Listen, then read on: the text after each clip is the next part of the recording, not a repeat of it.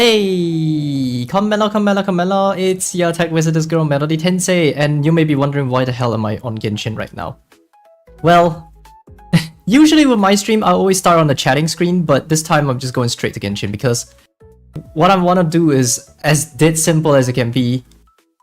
If you see in the top left, I'm gonna keep that text forever because I did realize that it allowed me to keep the structure of the stream as easily understandable by pretty much anyone joining in just recently. So I'm gonna keep the text in the text forever now, even though I just had it like some time ago. But you know what I mean. But anyways, we're just gonna be having some chat. It's literally just chatting, but I'm playing a little game, Genshin game, I guess. Let's see how much we have. Okay, we got quite a lot. Right, in that case, I'm just gonna do my usual grind. I'm not gonna talk much about the grind unless it's very important. Congrats on hitting 1k. Thank you very much, thank you, everyone. Thank you for believing in me and joining me and everything. I greatly appreciate all of your support, be it emotional or sharing me around or even donating me financially. I greatly appreciate all of that, and big loves, I guess. Big ups. Just like Callie would say. Congratulations to 1k. Thank you so much. Also, dedicated to my friend, 本当にありがとうございます、はるかわじんたさん。He congratulated me for 1k as well in one of the videos, and I wanted to show that sincere gratitude for being such an amazing friend despite the language barrier. So you may be wondering why I'm sounding really weird right now. Even my cat is congratulating you. Meow. Homura inspired model? Not really. I don't really have any inspirations for my model at the moment. It's just I just want to be a very simple girl who's a little bit nerdy at times. That's all there is to it, honestly.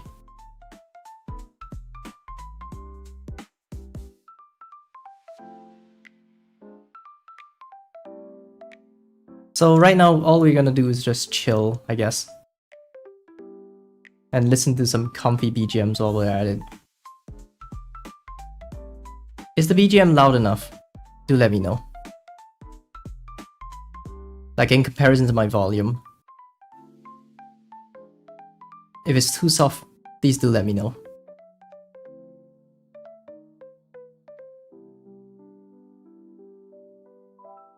So I have the game intentionally muted because I usually don't play Genshin with audio on.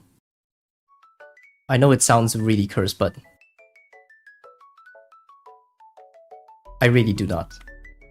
The funniest thing is I actually do not play rhythm games with audio on either. The only time I ever need it is when I actually have not heard of the song. Otherwise, I just don't care. I will properly listen to the songs when I have the time to get around it on YouTube.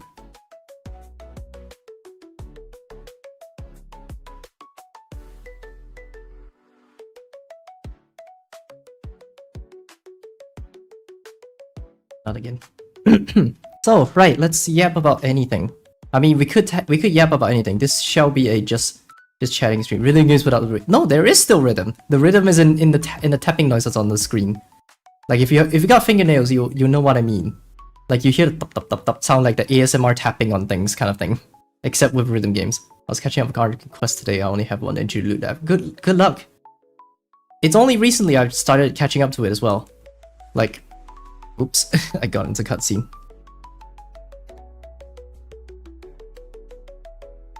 I'm trying to get it on. There we go. Yeah, I just finished Arcane Quest. It was a little.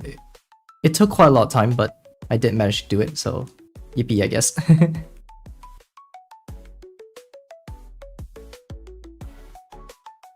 I somehow managed to add a 15-inch display on a ThinkPad T420. Works like normal, except holding it by tape. Oh my god! Try avoiding using tape unless you're using sellotape or duct tape or flex tape or Velcro. If you're using masking tape, then remove it immediately. I wouldn't recommend masking tape. It's too soft for that. So if we're yapping about anything, the word was first used. The word was first used in the 1150s. Is electrical tape. Okay, that's fine then. Should hold.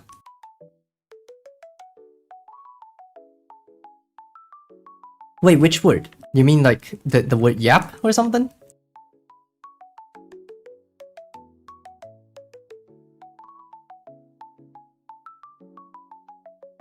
The word anything. Oh! Okay, that was good. That was good, that was good.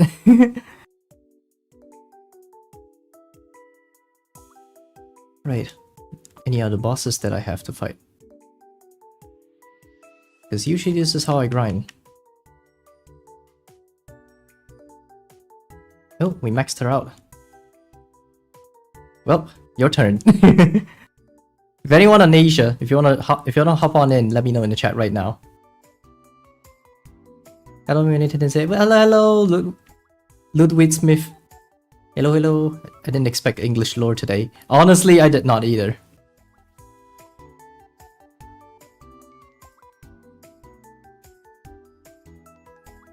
Yeah, the second laptop is cursed. First one was Toshiba that won't die on me holding my tape, but nothing else. And now the ThinkPad, aka CursePad. You know, the ThinkPad, in my opinion, is kind of like the Nokia of laptops, isn't it? I mean, of course, not all ThinkPads are the same. It's mostly the workstation ThinkPads are primarily that kind of that sort of thing, whereas the casual ThinkPad is a bit more meh, business office use or something like that. But yeah. But they built like a Nokia, honestly.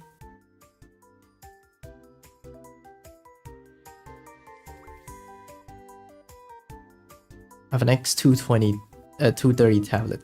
Think rocks with an SSD. Hold on, what's an X220? Let me just do a quick search right now.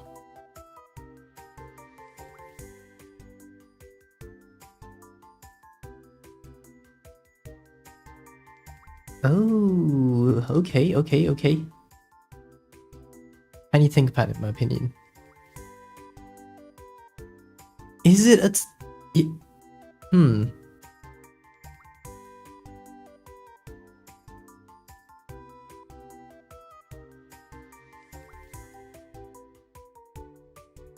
Oh, it's a convertible tablet. Okay. Now I get it. Man, it's been a while since I last seen a convertible tablet. It's like saying convertible cars are rare these days, which technically isn't, because Mazda just got their new what's it called? The latest reiteration of, what is it? MX-5 was it? Well, it's T series, aka business type. I got free, and the keyboard connector was totally damaged, so it's unfixable without swapping the motherboard. What? How?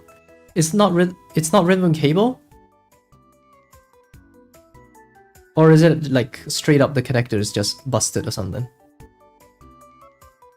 Oh, the keyboard connector, sorry. I wasn't reading properly, sorry.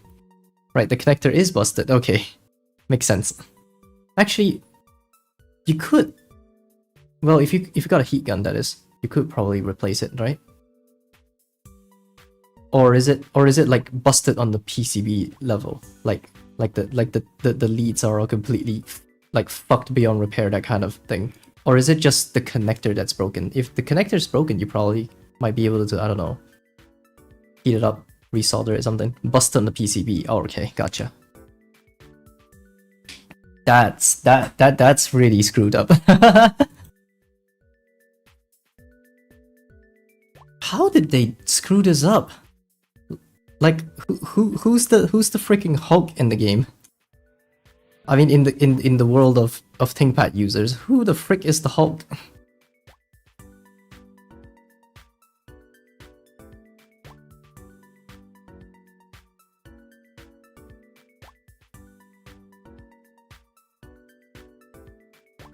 Usually what I do in Genshin whenever I get in the queue like this is I spin around. I do spin like this so people know that I am I finally loaded in so they can launch a co-op request.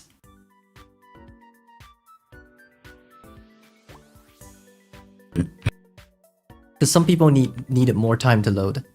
So I'm just basically doing my part of letting the guy know. I even need to remove the CMOS battery to turn on before connecting to the AC. What happened to the CMOS battery? I mean, no, what did the CMOS battery do to cause that? Are you sure there's nothing wrong with the capacitor level if you need to remove the CMOS? Yeah, I'm starting to get mildly worried when I heard that. I've seen it with faulty capacitors, the same thing.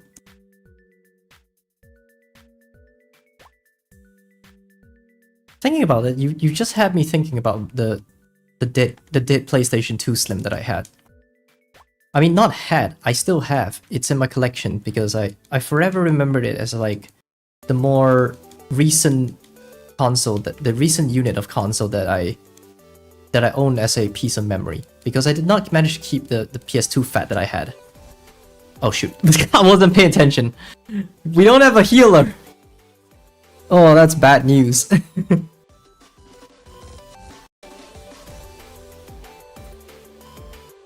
So what happened to the PS2 fat was kind of the same as what happened to this Slim. No healer, just don't die. Screw you. E. Hey, resurrect. Now before he starts attacking. Whew. The power button is on the busted connector, so I discovered that removing a CMOS battery before connecting to AC. I don't quite get it, honestly.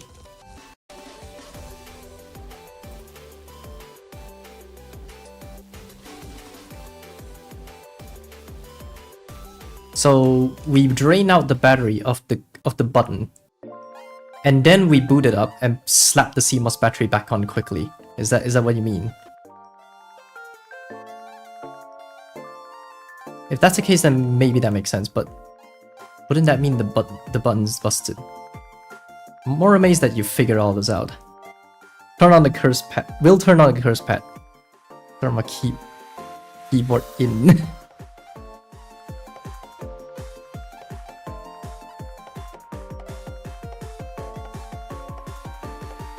In. The message just cut off. Hey, thank you very much, whoever hosted this lobby. Silly Note 9 display. Silly.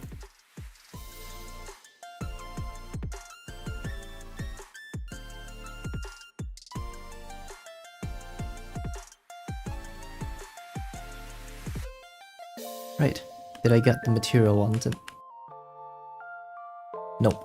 Well, you know what? I'll go craft it. Screw it.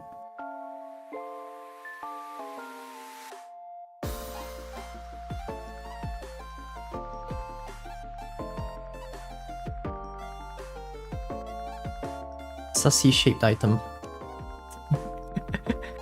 And just one of which only. Right. There we go. My Ganyu is maxed out now. Right.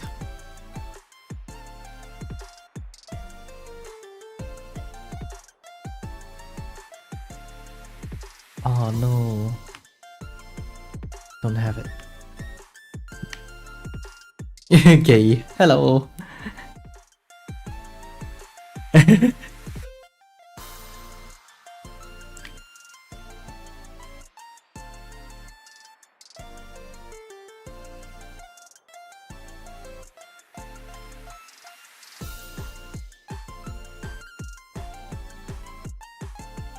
Hey, hello. Welcome. We're just yapping about anything.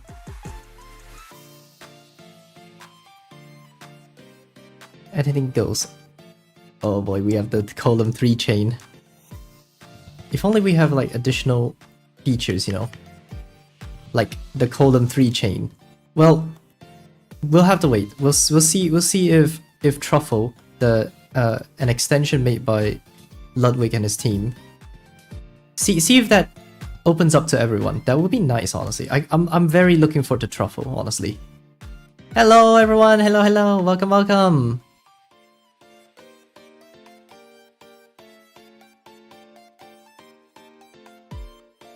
The chain has been broken. What chain? Oh, that chain. Okay. Sorry. I've lost my focus for a second.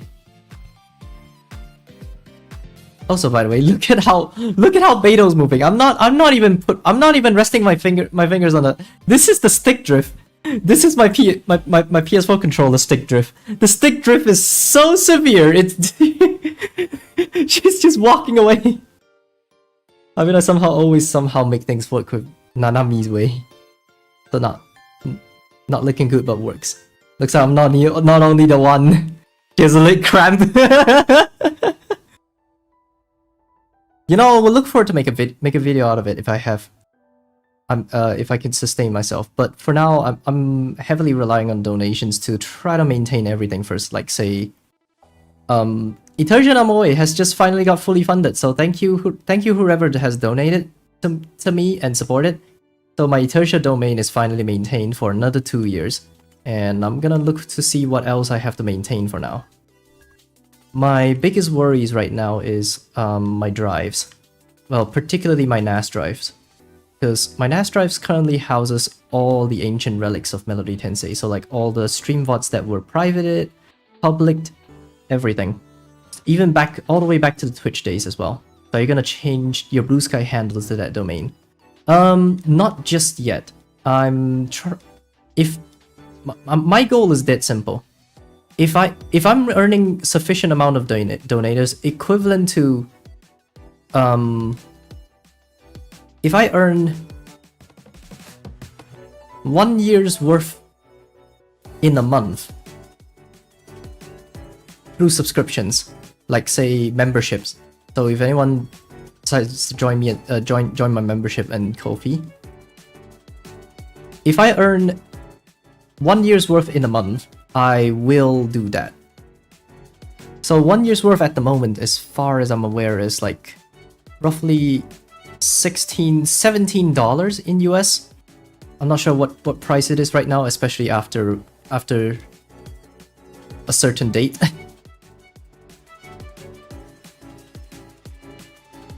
You could possibly 100% the game without pressing a button with that drift. I finished I finished Genshin Impact with my terrible stick drift. Oh my god, that would be such a scary idea. I think that's an idea that I think either Uwo's Lab or Duck might end up doing. I mean, there's a slim chance that RT Game might also do it as well. Considering he's pretty much the guy of chaos. Stick drift, walk like horse. Me. That would be that's actually hilarious. Like my Xbox One controller that was disconnected to almost losing my anger, so I glued the micro USB cable, taped it to make it semi-wireless. You know, I'm looking to replace the daughterboard of my controllers. The port daughterboard. The reason why I have been using all the weirdest ways to connect to games is primarily because the port is very loose and very brokey, I guess. So replacing the daughterboard would be the more sensible idea.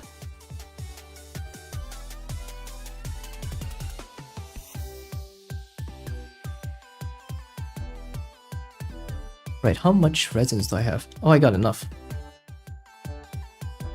A horse with leg cramps. Micro USB. I fucking know, right? Micro USB D is so fucking out of date. Honestly.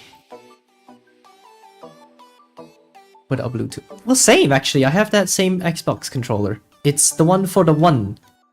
And I think the revision was like 1503 or something. Hold on, let me just have a look. Wait. 1537. Revision 1537. So it is before 1709, which was the one that has the USB-C and Bluetooth, I think. is it possible to mod a PS4 controller to use Type-C? Not impossible. I'm not sure if the ribbon cable, like the leads to it and the logic board on, the logic board on the controller allows for USB-C. I'm not too sure how USB as a whole work, but I think it might be possible. It might just be possible, honestly. 17 OED, I don't know what my Halo Master Chief Edition one is. It's likely past that. It's likely past that. I think 1709 was like, wait, hold on. 1709 was like, that's a build number of Windows. I think 1708 is what I meant, I think. I'm not too sure. I forgot which revision version was it. It was like 17 or 19. It starts with either of those numbers. At the face of it, you need 2 resistors to make USB-C works, but practically probably not. Ah, okay. I see. But I don't think it's impossible still, because you could theoretically make room from the back, right? I mean, I've torn down a PS4 controller, so there are some room actually. So theoretically, it may just be possible if we cut some things out of the way.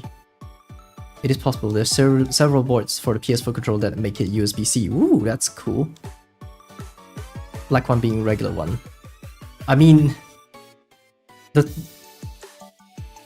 I don't remember if there's a difference between the series and the one in terms of like the controller.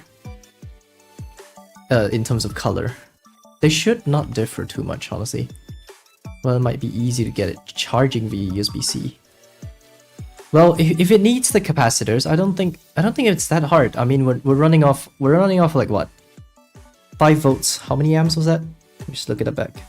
800 milliamps. So like 0.8 amps. I mean, shouldn't be too hard, right? We just have to limit it to 1 amp. With a resistor.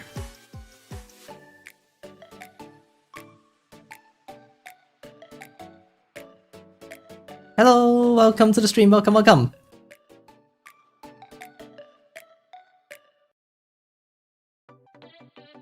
Oh. Can I still fight him? No. Okay. Too bad. My Wi-Fi down on mobile data. No, please save your data. Save your data. If you only have like 20, 30 gigs of data, save it. Save it. Feel free to come back to the VOD.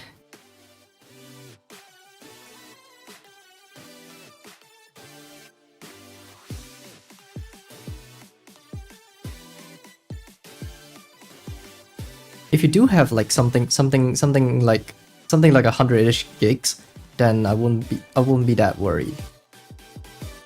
Lots of data, 6.2, but I'm watching at 360p. Ooh, dang. I hope it's way more than enough. Actually, why am I fighting him alone? I don't like fighting him alone. It's frustrating. I'm gonna match instead.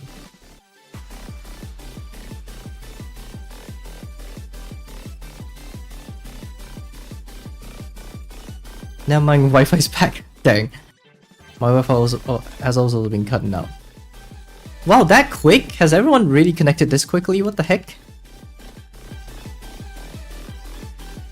You know, I'm gonna stick with Gandhi. I've been dying a lot as Klee. On my phone plan now, I've only got 1.5 gigs. In that case, you gotta do the plus. Wi-Fi kun ganbatte! Yeah, 1.5 is criminal. Like, if anything, the lowest you should expect was like, I don't know, 10? 10 or 5? That 1.5 is criminal! God damn! What world are you living in? I mean, I'm sorry if this is offensive, but for real though, I would fight with your telco on behalf of you. That's how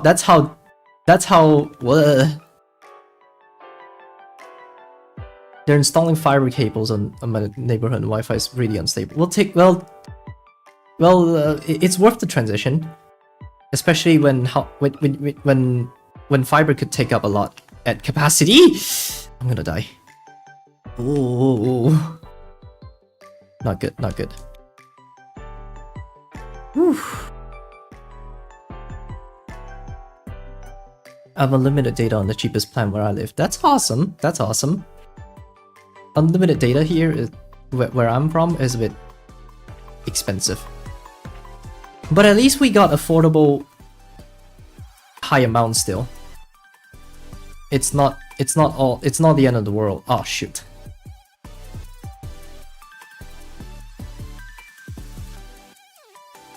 Yeah, I agree, we already had a fiber boom a few years ago. I get 60 gigs my plan back in the day I used to fully. Ooh, I felt that. 60 gigs did not feel enough when you're watching at full resolution like 1080p 60s and... No, actually, the funniest thing is, in the past I used to use the Galaxy Note 10 Plus and I had it on 2K mode, so my YouTube is always on 2K, so I watch YouTube at 2K. It's like, ooh, my data. 6.2 is really less. I'm from Africa and we usually use free internet with VPNs. Data is really expensive. I'm sure it's very illegal. I wouldn't say illegal, more like it's still quite a little behind, I guess. 4 gigs of mobile data costs 8.5 euros. Ooh, shoot, that is expensive. I do find it funny that my provider brags about unlimited phone call time, but I never use a minute of that. Same. I mean, a lot of countries have unlimited calls now, like domestic calls, that is. How often do you use normal phone calls with your provider when you use stuff like WhatsApp already? Well, there's some people who still use standard calls, like your grandma.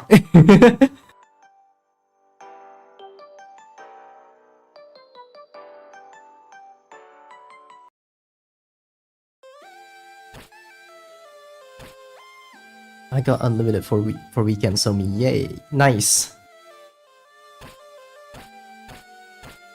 Use WhatsApp if you got anyone to talk to. I only got 100 minutes of every month, but I don't really use it. Yeah, a lot of the countries have unlimited calls these days. But it's only, well, it's only when you're in emergency when you don't have data coverage, but some way.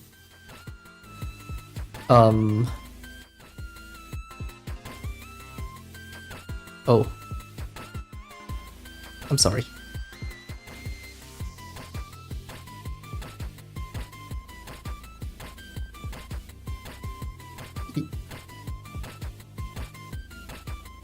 Unless you use some carriers that have customizable plans.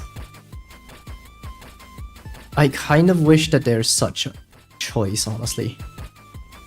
We still don't have that kind of choice here, so... I mean, more like it was unsustainable for the telco. For me, that is. That's nice.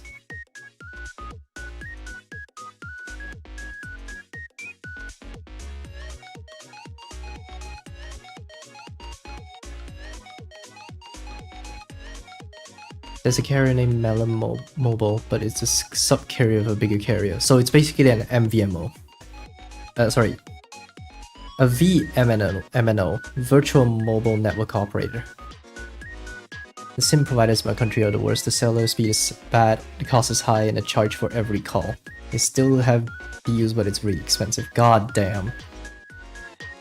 We don't have that out there. Most people here use Vodafone as their provider. Very expensive and shitty compared to everyone else.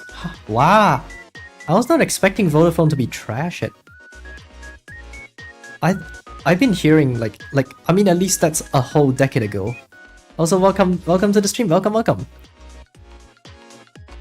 Hello. My provider is Tesco. Wait, what? Does Tesco actually have? Is Tesco actually a telco in UK?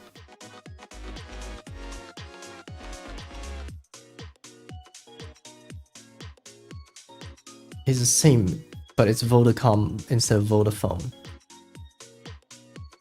There are? Huh, that's interesting. I've heard of them. I mean, not just convenience stores and supermarkets, but like Tesco uses EE. Oh, so it's another virtual then. Okay, it's another virtual. Unavoidable British life. Death, taxes, and Tesco. Vodafone isn't great in my country either. It's pretty expensive for what you get. God damn, that is some crazy world we're living in.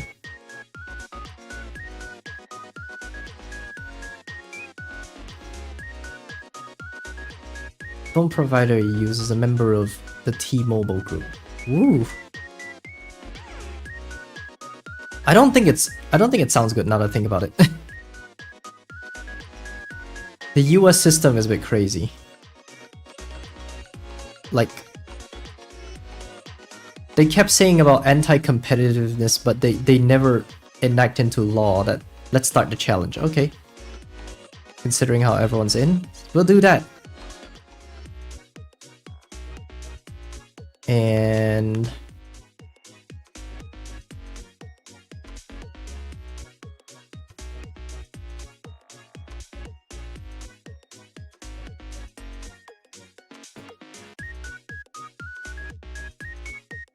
on 3 because EE is stuck on 2G in my area. Woo.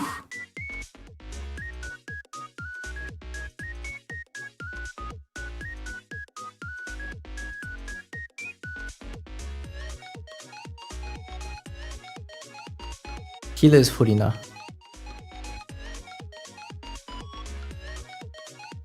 Alright then, we'll do that. And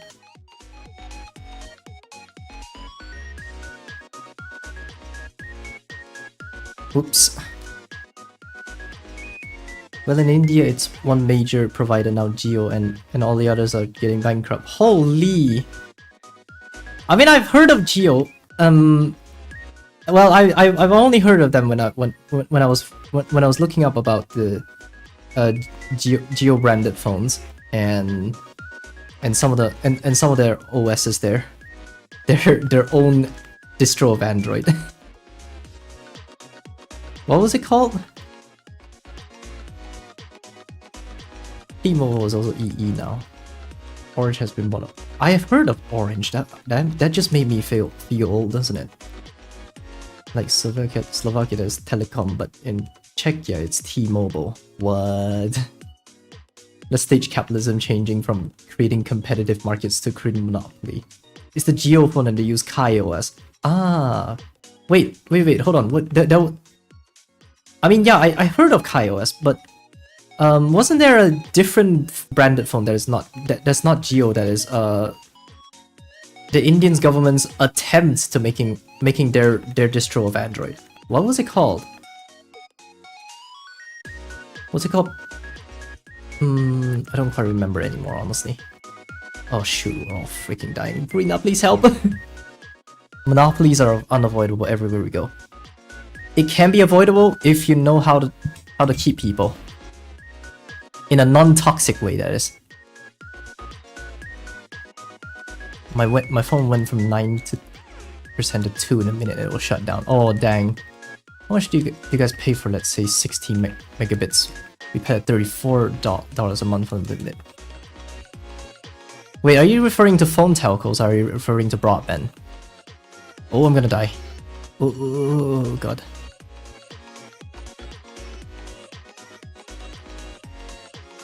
Can't believe the board game got so popular it became a business term.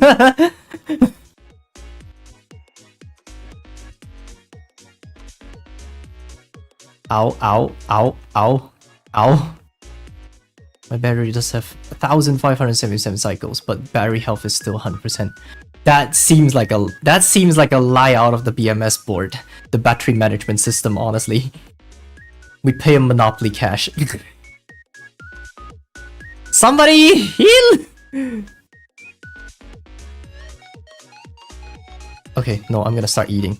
Actually, wait, before that. Whoa, okay, no, not good, not good. I'm just gonna... Is Samsung so... Dang. Oh, I'm gonna die. See ya!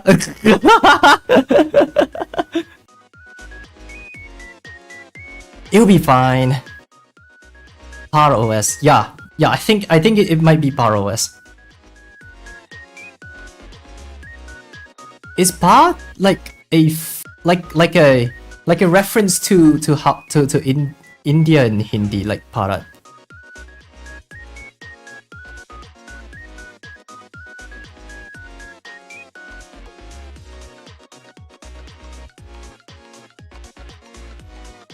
Samsung's got some good shit for their batteries. Dark Magic. Alternative is Power OS is Indo OS. Yes, it's the India Hindi name. Okay, okay. That sounds interesting. Oh no, our great Raiden Shogun's dead. That's left. The only DPS left is the Bennett. I consider maintaining a Note 4, but only problem is that it's Android 11 maximum. I feel for that. There was an unofficial Android 11 for Angler. What was it called? The Nexus 6P. There we go. But it's unofficial. It's not official. The official has been long gone at 10. You do an X Elite versus Dimensity 9200s, some sort of comparison. The Snapdragon chip is getting whooped. Something I never thought would happen. I can't really do benchmarks and testings because for one, I don't believe that my testing environment is perfect. For another, I can't really afford phones all the time. So there's your answer. I'm too broke for it.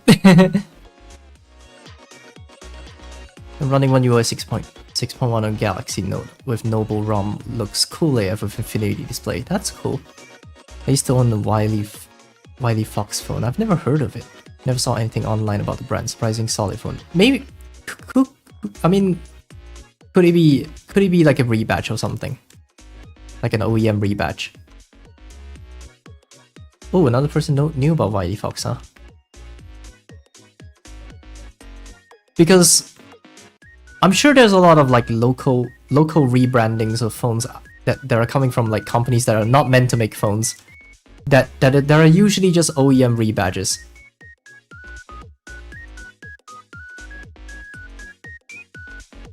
They usually are. Like, there's never a time that they're not.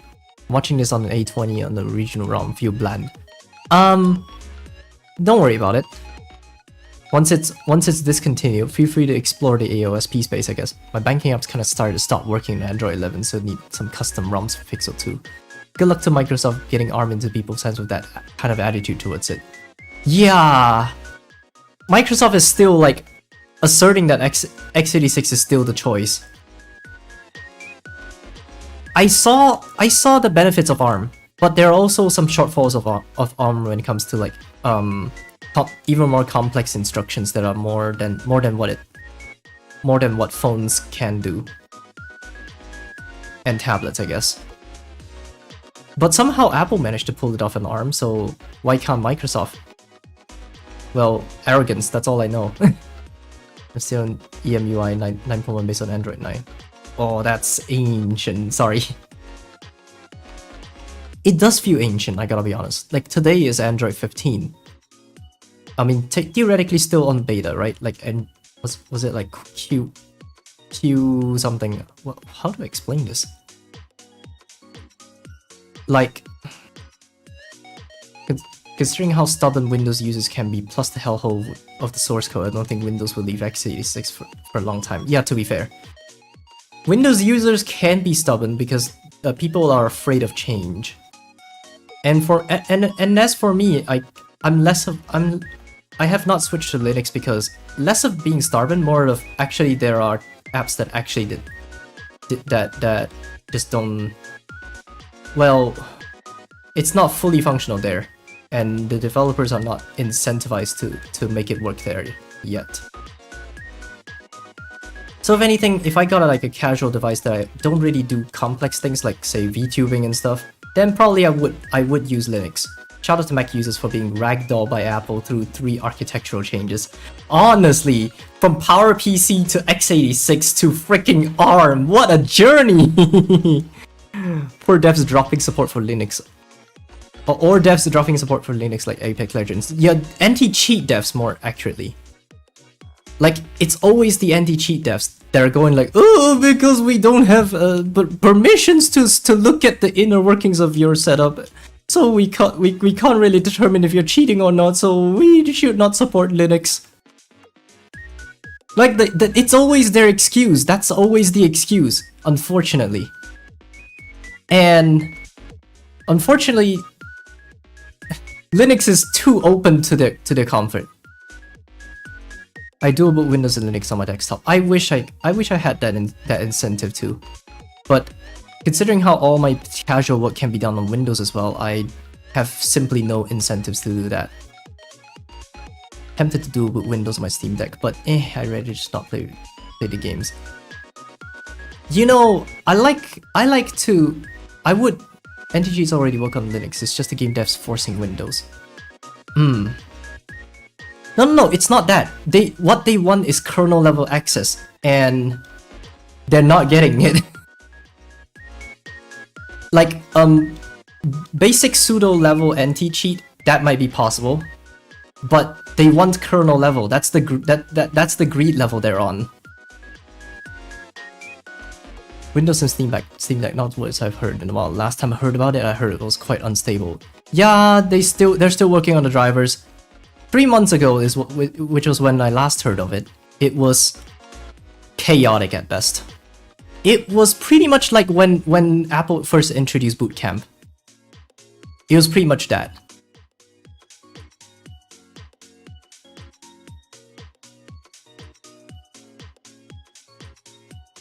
I mean, to be fair, it's first time. There's always a first time for everything. It's the matter of how willing they are to get it done and fixed very quickly, I guess. Daily driving 8.1. What are you, a psychopath? 8.1? Bro, I would expect 10 at least. What? I mean, to be fair, right? To be fair, I have 2 weak hardware. Okay.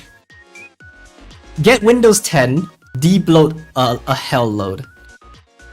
Like, I think it will still help. Honestly, the Metro UI is really unoptimized as heck, in my personal opinion.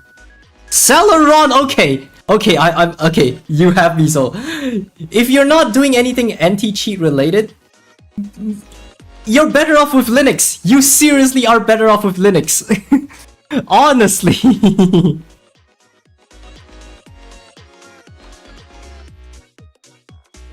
I started using Linux because I had a very old laptop. Served me well, ripped my Acer notebook. Honestly, I still have a MacBook Air 2011. And it stopped at High Sierra. And then it started chugging on Safari and Finder and stuff. So I thought, okay, to Linux it goes. Ubuntu? God freaking damn snappy. Although it's a 2nd gen Intel, it's just it just hits the right point, I guess. Friend of me says he's gonna give me custom light Windows 10. You could find them yourself. Honestly, you could find them yourself. Like, I wouldn't recommend any of them, but you could also find scripts that debloats it as well.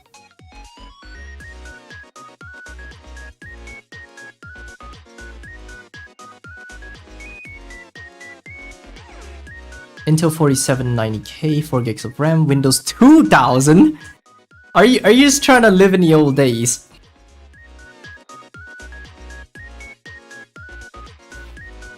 Get a long-term support.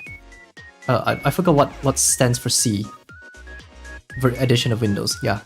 LTSC with edition of Windows. Definitely. If you're using 8 and you still insist on staying on 8, if Windows continues LTSC for 8, then you're in luck. Otherwise, look for 7. Look for, yeah, long-term servicing channel, okay. Right. Windows 7's no longer in LTSC, right? Like, it's only Enterprise LTSC, right? LTSC 10 is pretty much built free by default. Oh, that's interesting. And I just like suffering. Suffering is in the name, I guess. And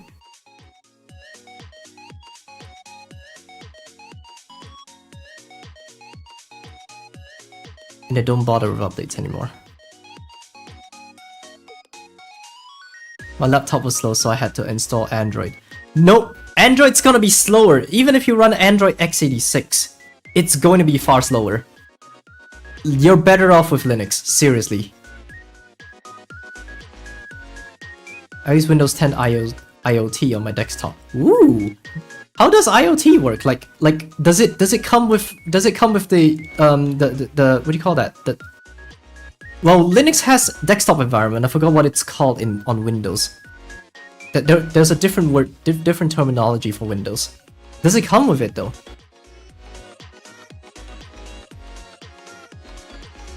My PC ran Android x86 9. God damn, how did you live with that?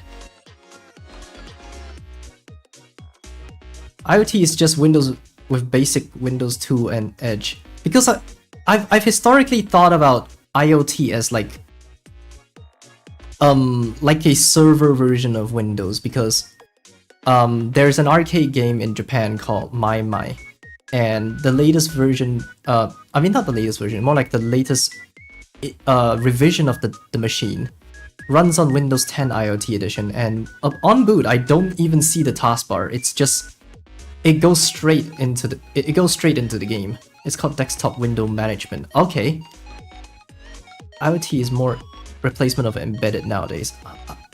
Actually, that makes sense. That makes sense. Honestly, that makes sense. That's kind of why I thought it didn't have a what is it called? Desktop window management. Windows Server is unironically better for performance, as less processors are there. Yeah, there's far less bloat. There's far less bloat there. Like there's still some, but it's not as absurd as the home versions.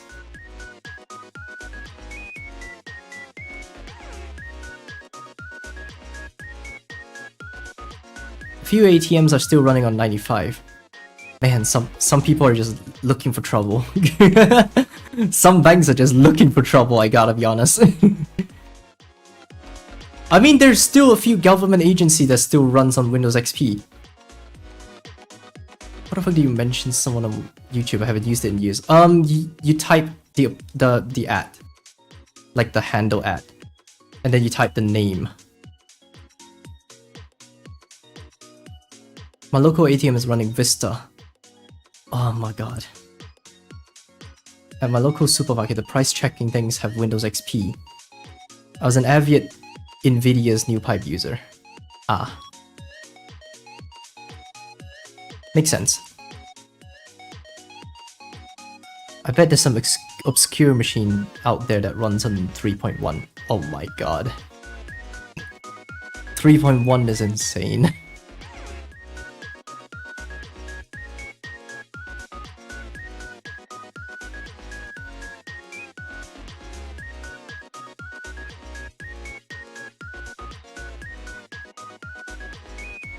I've seen two ATMs side by side using 11 and 95, like they're next to each other. God damn! If it ain't broken, don't fix it, they think. As long as the law's protecting them, nothing's gonna be lost, they think. Some commercial kitchen appliances still uses DOS. Wow. What kitchen appliances uses DOS? Like, I can only imagine Linux or Android. At least those are modern ones, but how old do we have to be to see DOS? A cash register ran at 10 RTM. There used to be one of Ferrari's F1 car that uses DOS software. Huh, that's interesting. 11 today still has remnants of 3.1, hell even 3.0. Yeah, they do. Yeah, they do. They still do. But once I installed D on Linux and deleted the US keyboard, I only had my home language and couldn't log in. God damn. I like when I see big billboards on a blue screen. Same! We all have that moment, don't we?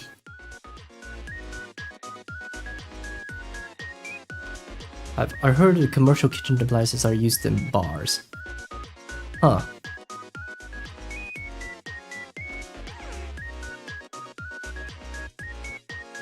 McDonald's self-ordering machines run on Windows 8.0, not 1. Huh. Because the ones here are 10. I could recognize it because when you tap on the screen, instead of having the like a star ripple out, it's like a bubble like bounce off.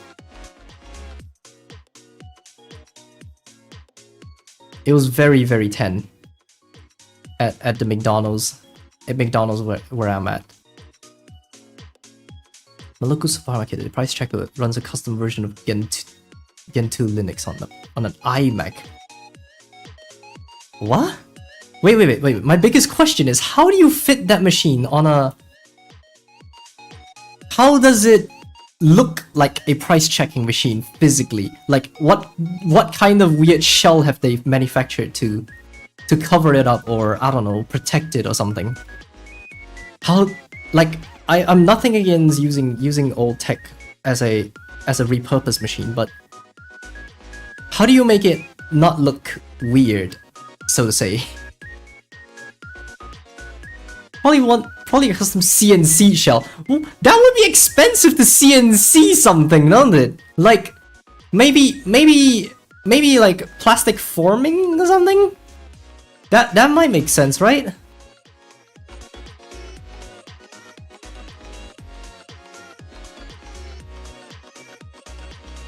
There are better apps for that. YouTube browser is a foul.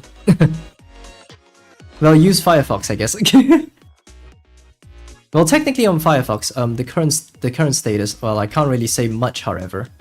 But let's just say, while you don't see the ad, you see the title and it does delay a little. So like, it thinks it's playing, but it's not actually playing in reality, kind of thing.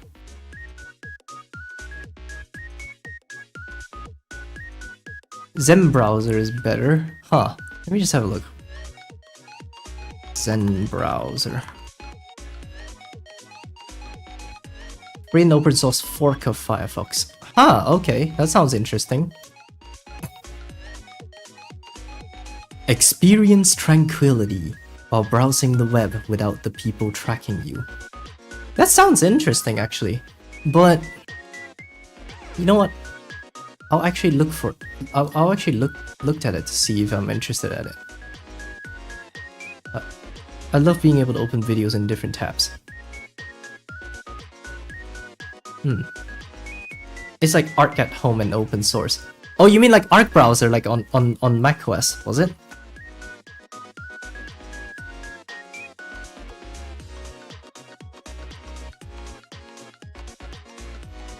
Oh, okay.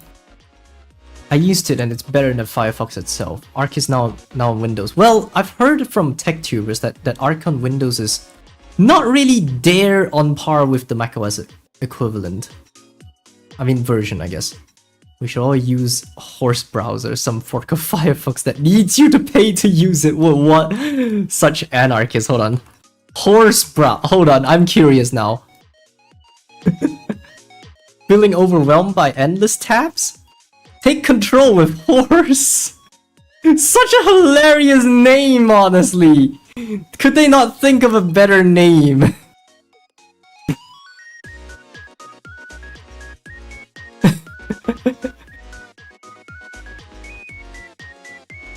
It looks like Arc, honestly.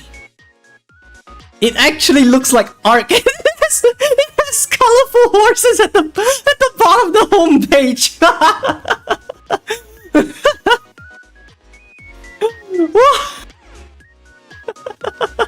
It looks like Arc, but pay to win, or pay to use or something like that. Oh my god. Oh my god. Zen has an add-on system, so they're using CSS to change certain things. Okay. Arctic Fox.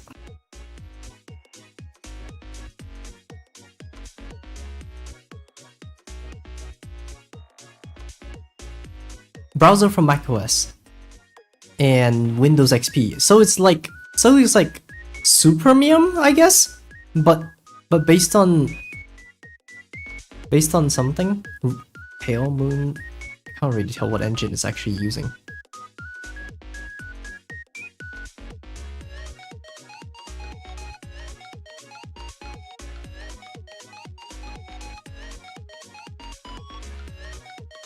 Supermium is paid. Wait, I didn't know Supermium is paid. They paywalled XP support. Oh, okay.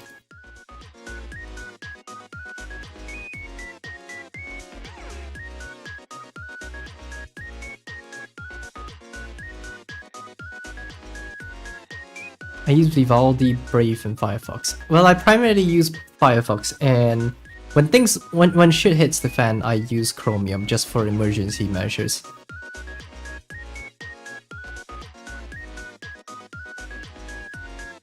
Have they really paywalled XP support? Because I'm looking at the GitHub right now, and it looks fine though.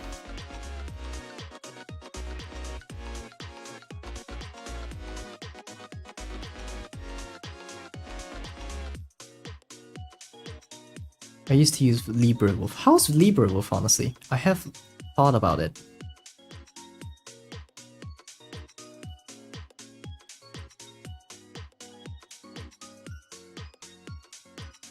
Supermium hasn't been paid for XP for a while. Huh. So it was the old days, huh? It's Firefox but paranoid by default. Huh, okay, right.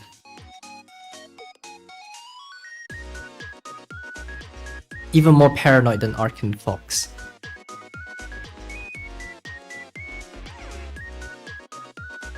I've thought about it, but then I thought I needed the sync feature from Firefox, so I didn't want to go through too much hoops.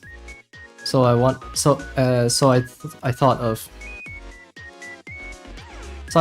sticking with Firefox is fine for now.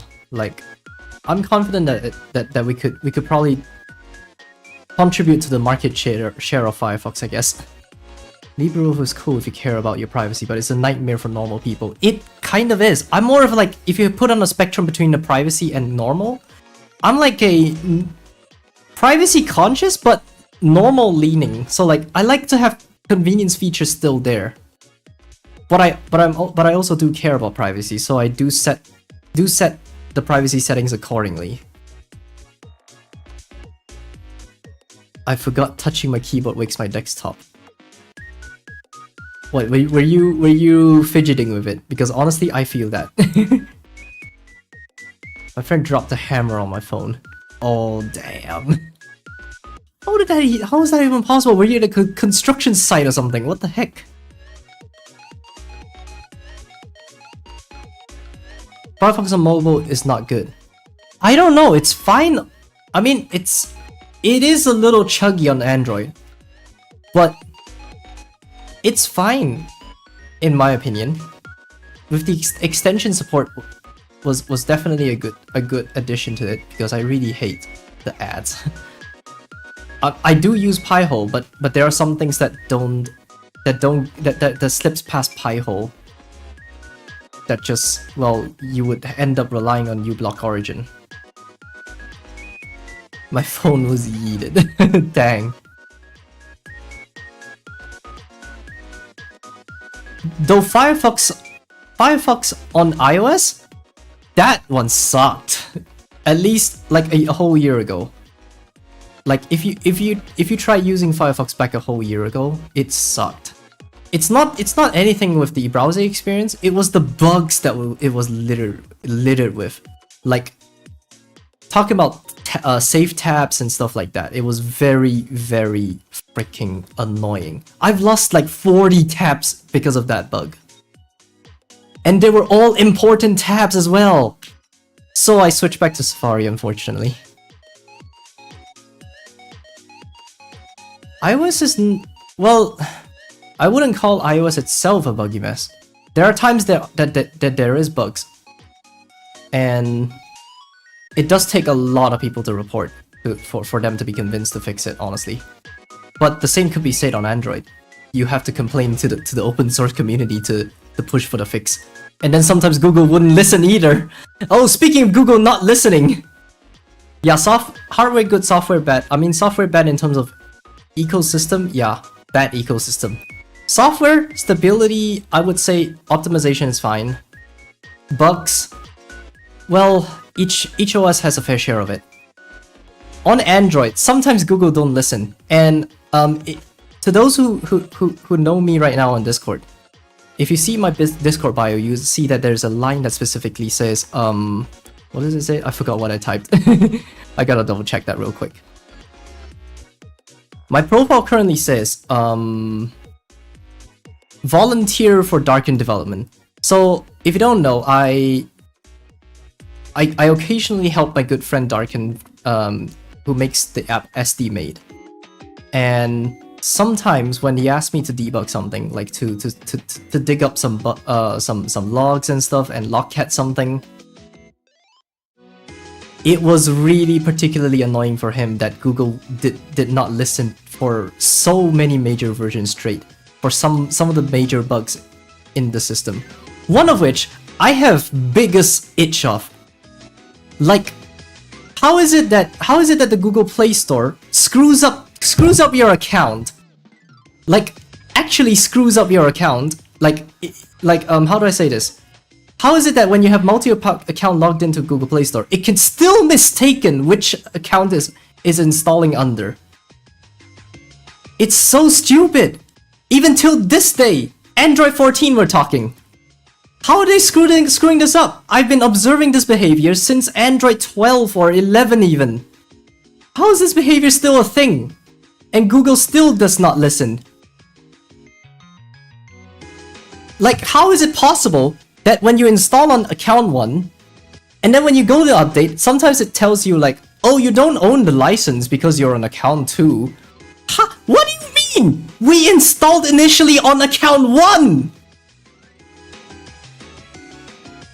Each company has its own fair share of flat out not listening.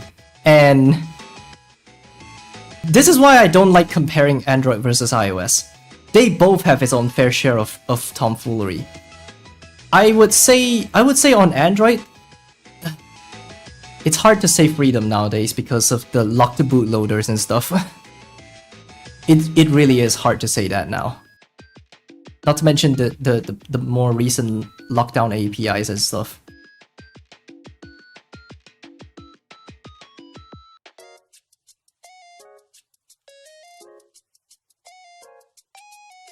I found a lot of unclean shit from 2018 with SD-made. That's cool. That's cool. That's cool. That's why I use old phones for the bootloader. I had issues paying to Google Play if I have multiple accounts. It always randomly chooses a different... Exactly! That's exactly what I meant! That's exactly what I meant! That's the biggest issue that has been left unsolved for multiple Android versions! And the problem is that it's already on a ticket and they're not listening! It's on ticket! I honestly think, right, politically, Android should split off from Google and get a parent company that actually fucking cares, honestly. This is my biggest problems with Google Play. As someone who has multi-account, this is particularly frustrating. Like, I've owned SD-made Pro on one account. And I've never switched out of that account unless I switch to a second account, which usually is a Japanese account, to install games like Idol Master and Japanese exclusive games there. Then I would use that account. Otherwise, I never switch out of that account. And yet, for whatever reason, after an update of SD-made, I lost my license and it says, oh, this app is installed under account 2. Like, why? Just why?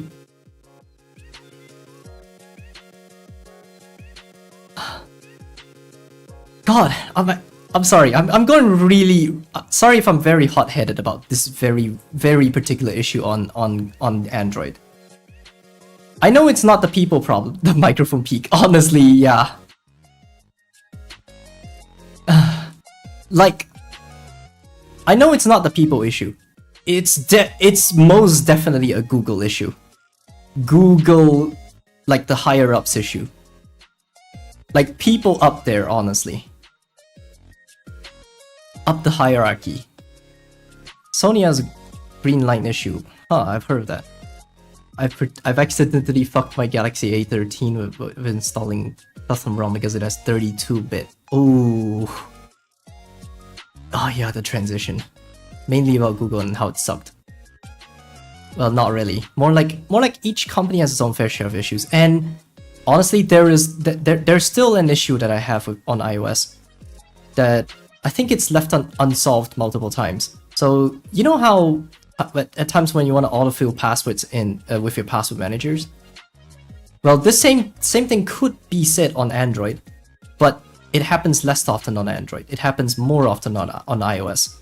So like, it passes through. Like you've done your biometric authentication, and then for some reason the autofill just did not autofill. And I have to do it like probably 2-3 times for it to finally autofill.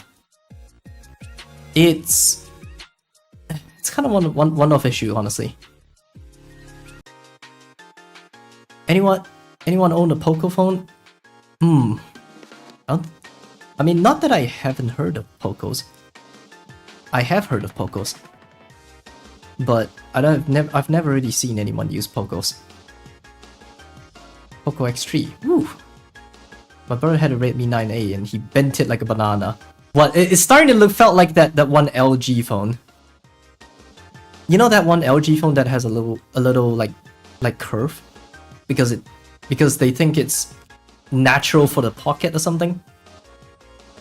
Only thing I've heard of Poco is catching fire. Nope for me. Oh, I've never heard of it catching fire. That's a shock to me.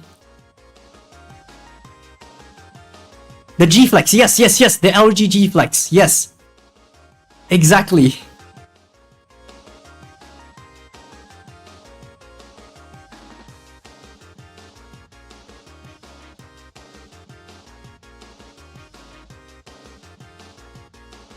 Howdy, did I hear LG? Yes, you have!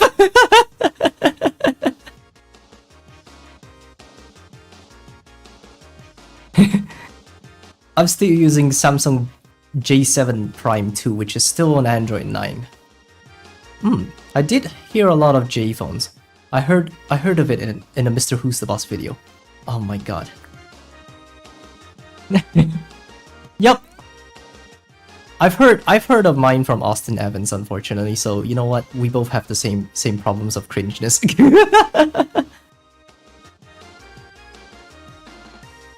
You know, a sub to the channel would be empowering. I'm sorry. I'm so sorry.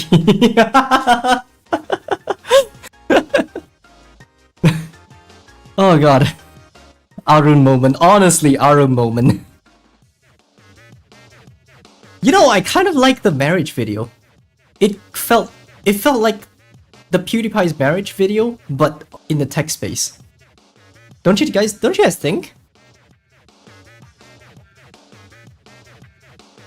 It was really like wholesome and heartwarming, in my opinion.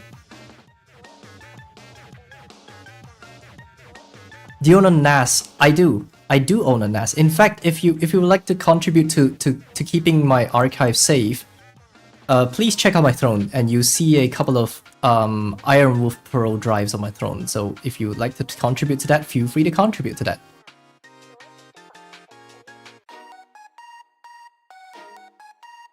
And I will dedicate that to using that as my archive storage. How can I contribute to keep it? Wait, what? Keep it in constant danger. That would be hilarious.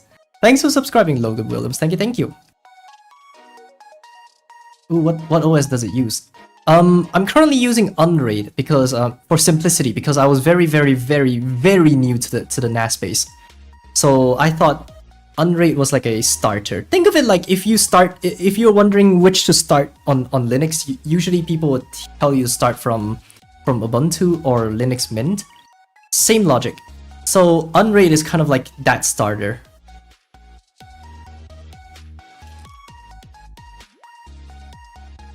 Want to hear something funny? Remember how I was talking about R6 mobile never releasing because it's been pre-registering for a while? Game's releasing in a few weeks apparently. God damn. I see an anime going like this.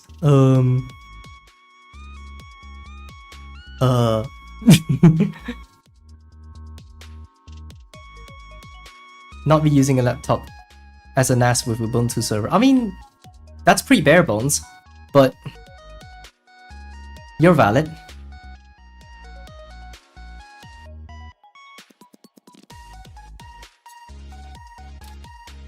I mean, it's pretty bare bones and very, well, it could be lackluster at times. I once bought a brought a Nokia phone to school, and the only purpose for it was to call me mom to pick me up because the public phone there are either non-functional or too many people. I'm surprised! Nobody uses public phones in where I'm from. So I always relied on the public phones. And just to be clear, they say the phone can be distracting. A Nokia phone. You have Ubisoft spies in your VC, I swear. Ah yes, we got Ubisoft spies. Okay, right. I should probably give context to those who have not been in the VC last night. So last night we were talking a lot. We were trash talking about Ubisoft, about how they ruin things for pretty much every gamer at the basic level, and how much of a shocker that and a coincidence that R6 was announced. R6 Mobile is announced. I mean the defined date, that is. If they see you in my school with a phone, you're getting suspended. Well, we don't really get suspended here. If anything, just phone confiscated for a day, a week, a month. Well, depending on repeating offenses, I guess.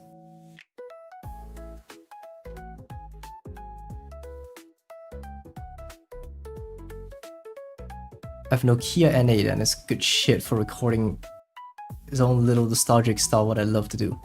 And the F1 transmitter. Transmitter? Ooh, I didn't know it has a transmitter. That's crazy. I used to have a, what's it called? The Nokia 3100C. 3100 Classic. It was called Classic. I don't know why it didn't call it color. Like, it's a color display compared to the original version of it. I don't know why they called it Classic. Like, it's so weird. It's almost like they're naming it just to speak out nostalgia or something.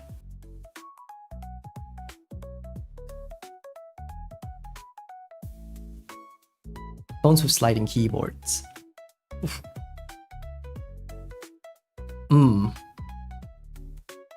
Or maybe if they just see it for a day, if recording videos with if photos and personal information.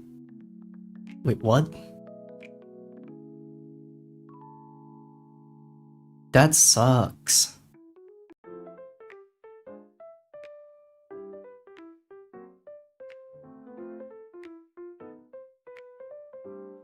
I started with Umbrella, then I installed Home Assistant once I figured out I was only using Home Assistant for it. I don't like how Ubisoft did Assassin's Creed Shadows.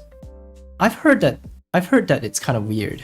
Well, I'm not here to judge because I don't really play Assassin's Creed, unfortunately, so Oh, about NAS servers though, I'm thinking of like if there's enough donators that have contributed to my drives, to brand new drives. If there's enough people contributing to brand new drives, I will look forward into switching to TrueNAS. Because I've been looking forward to switch to TrueNAS. Because there were just things that I kind of want to discover in TrueNAS. So like ZFS definitely. I mean that's just one of the hyping points, but But being used to something, getting used to something like the TrueNAS UI is something I'm very looking forward to.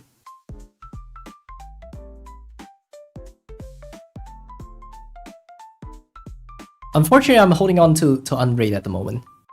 I do want to move out of Unraid because Unraid started doing subscription models, and I'm currently holding on to the legacy license, which is the lifetime license.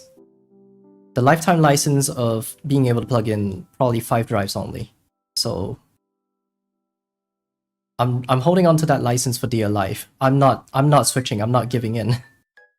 Because if you convert your license to the new license, you only get 1 year of updates. In comparison to my current license, the legacy license, you get unlimited updates. Which kind of sucks.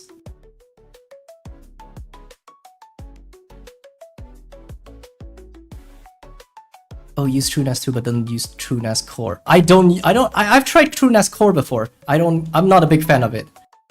I'm not a big fan of jails. Because maybe it's because I'm not too used to free BSD stuff, you know.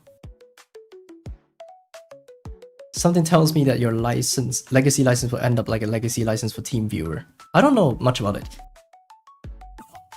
Excuse me, sorry.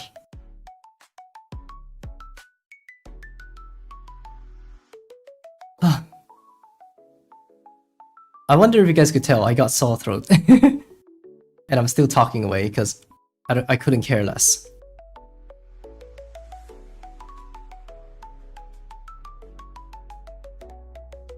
Okay, back to TrueNAS though. I have tried TrueNAS Core and drink water or something. Yeah, I will. TrueNAS Core is based on FreeBSD, so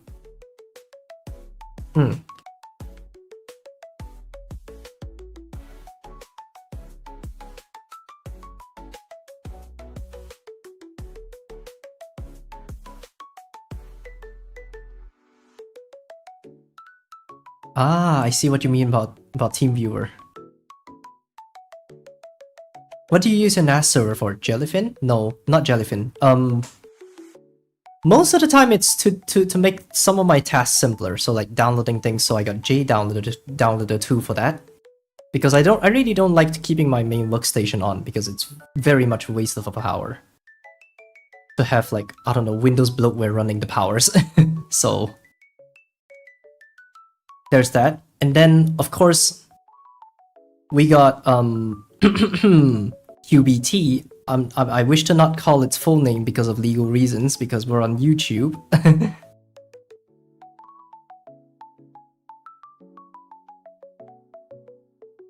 And I'm trying to think what else I use it for. I ran a virtual machine that does very oddly specific thing. But for legal reasons, I can't really talk about it either.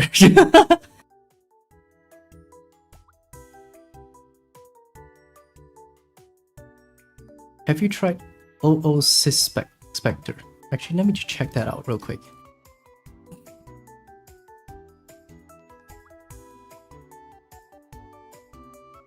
How is your NAS server called again? It's Unraid. UNRAID.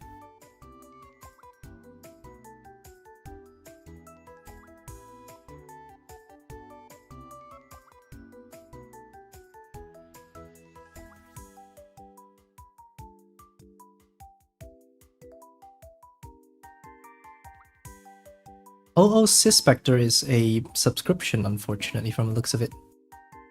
Oh wait, hold on. No, free. Oh, you can have 1 endpoint for free. Oh, that's cool. Oh, without all these features, it does seem like TeamViewer, but okay. Well, I have heard of O&O. I use O&O Shutup every time I do a fresh install of Windows.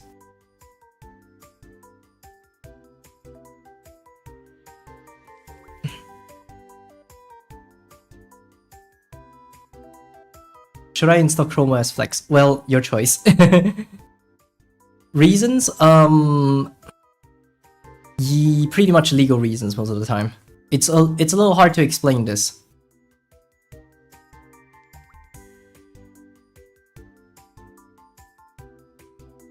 I kind of know what the VM is for.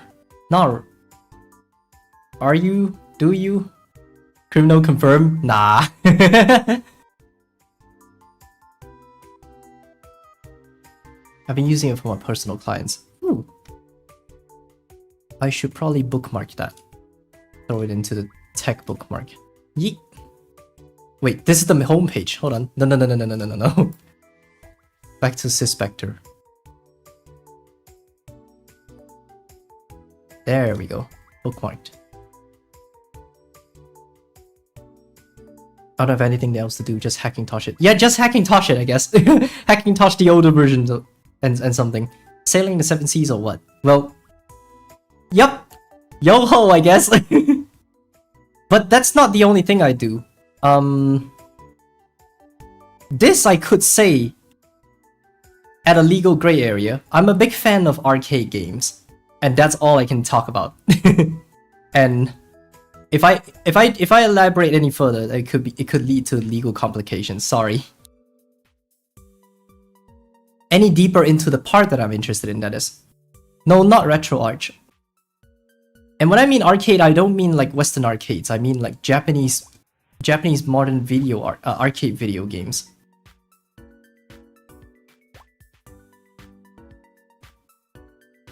I don't mean like the retro arcades. I mean like the modern arcades. The Japanese arcade stuff.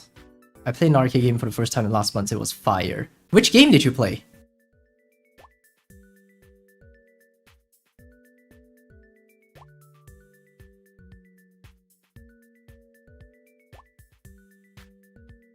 Oh, someone's using Blurp.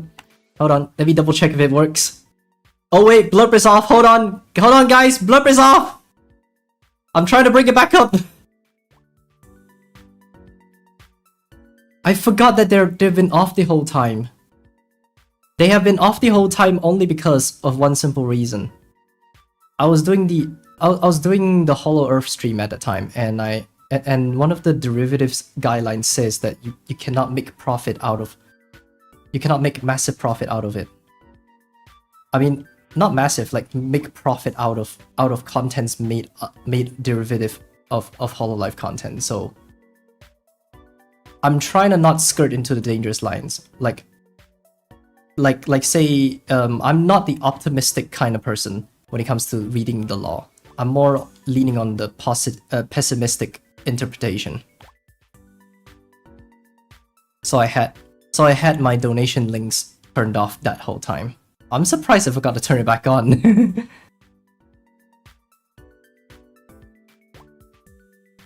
Okay, let's do something with the resins we currently have. Do we have any condense or fragiles? Nope. Okay.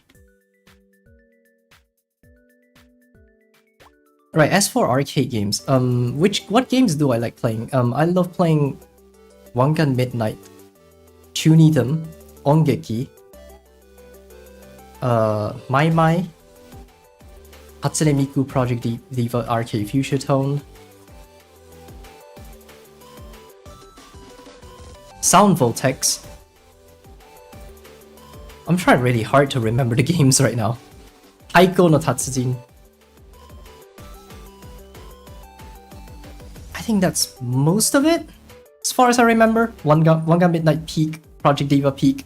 Let's go.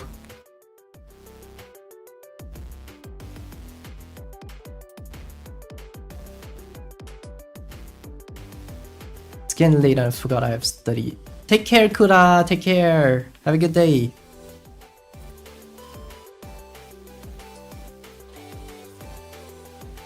Saturday, so we'll read this.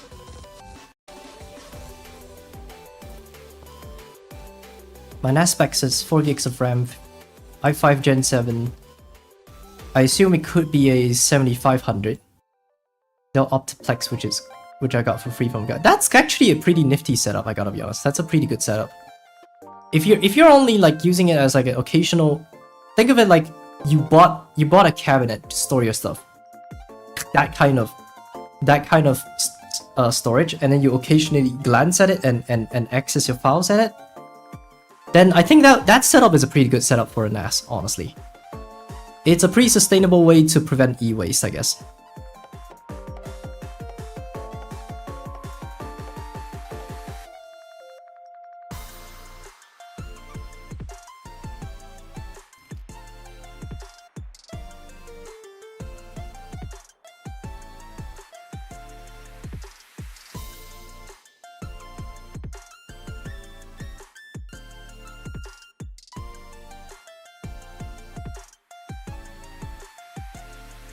Wait, is blip disabled? Hold on, is it actually still off?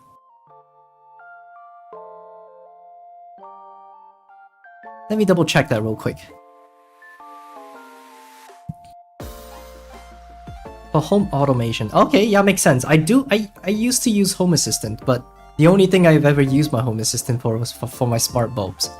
But now I don't use some smart bulb because think about this. Imagine moving from a room with one light to a room with 2 lights, and you only have 1 smart bulb. You wouldn't want to put 1 smart and 1 dumb bulb. So I chose not to do so.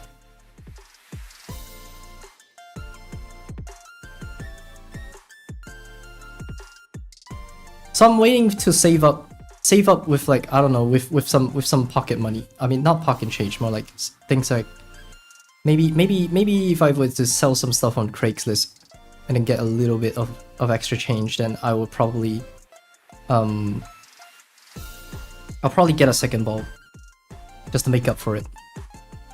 To those who are wondering, I think it was like it's a really old discontinued light bulb. But it still works over LAN, so that's the one thing I'm proud of it. It works over LAN and it does not need to always connect to cloud. That's the one thing I really liked. Honestly, whiz bulbs is great, but I had my bulb before I learned about whiz bulbs, so sad, I guess. Right, let me do a test audio right now. Hey, my name's Bob, and I'm gonna show you what it's like to be a noob. There we go, blurb is working.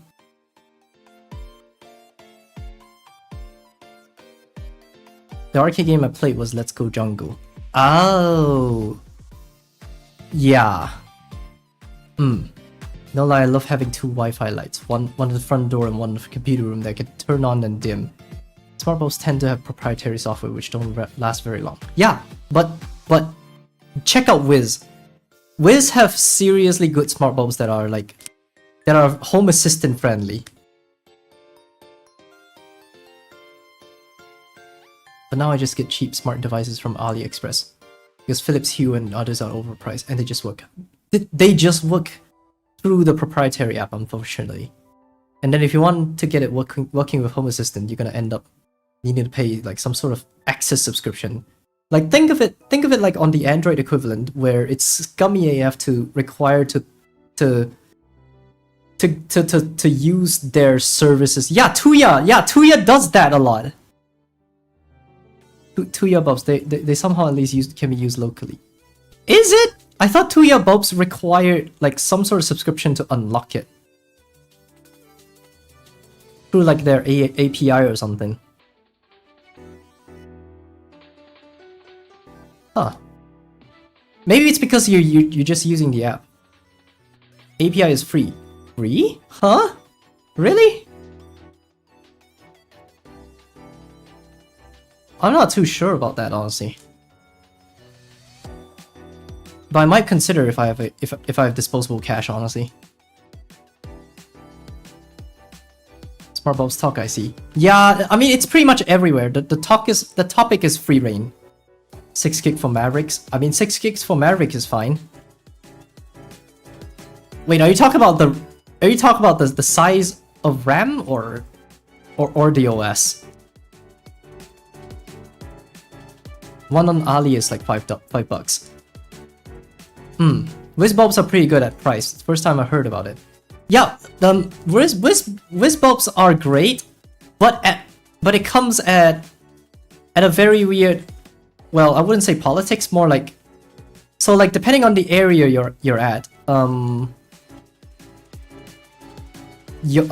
depending on where you're from, a set manufacturer will be manufacturing whiz bulbs for you. It's still within Wiz's specs, but it's made by those guys, that kind of thing.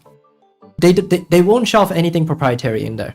The only thing they're doing is just the manufacturing part of it. So one of the biggest popular manufacturer for Wiz is Philips. Yeah, how ironic. A company that makes proprietary software is making an open standard bulb as well. How ironic, isn't it?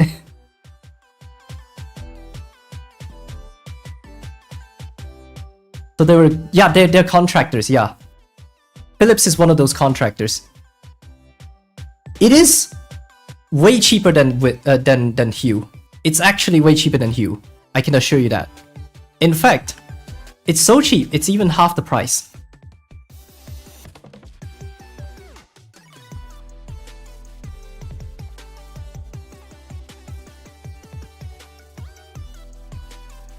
Like, think about the entry cost, right? Like the cost to get a Philips Hue bulb and then the hub. You take that cost and then compare that against a single whiz bulb. You don't need hubs.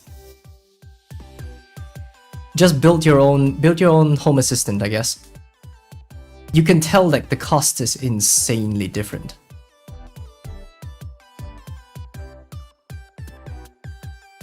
No, you need a hub for Hue. You don't need for Wiz. Wiz are Wi-Fi bulbs. I hope the contractors in Europe are Philips. They could be something else as well. But in theory, the quality should be up to standards, honestly. In theory, it should be up to standards. We are Wi-Fi bulbs too. Yeah, I know, but think about this. The quality control part of things. And not to mention the assurance that some Chinese companies would not shut you out of your API one day, out of greed. Who knows? Which, I mean, it's already happening in the phone company, preventing people from unlocking their bootloaders.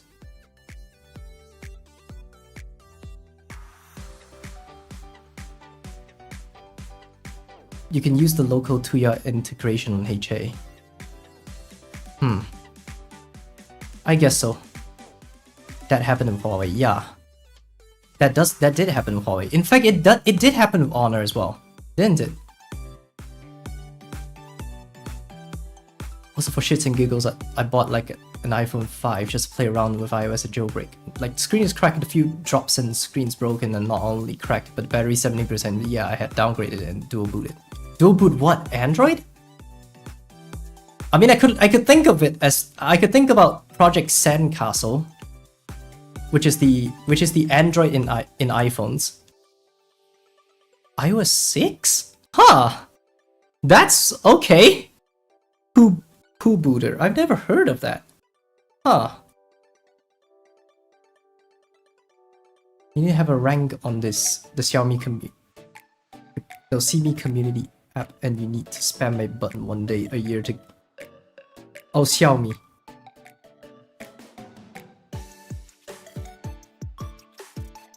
Uh-oh. What did Cody say? Oops. Stop. I'm trying to scroll. That happened. I bought the first phones that had that. I used caps. Yeah, I had caps moderation on because just in case, you know. Feel free to use exclamation mark instead, but not to spam it, like in moderation.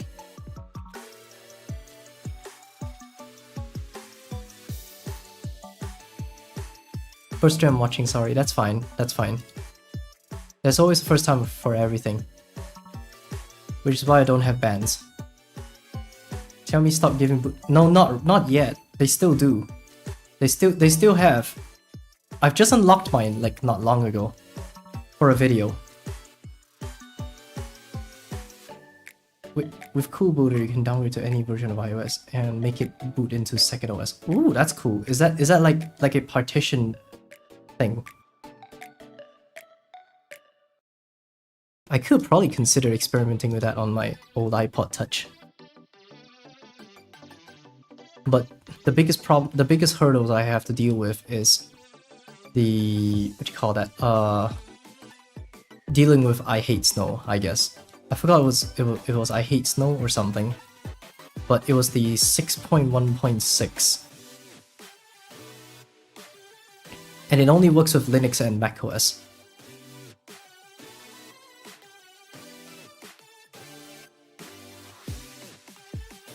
It says I need to be a member in the community and send requests or something to them after some time. Huh? How? All it asked from me was to have a Xiaomi account, and that's all to it. Just have an account, log in, and then unlocked. Wait a week? I didn't need to wait a week. I just do it on that day. On the very day. That's wild. Also, you need to have a phone number on it. Yeah, you do need to have a phone number on it, which is kind of privacy concerning at times.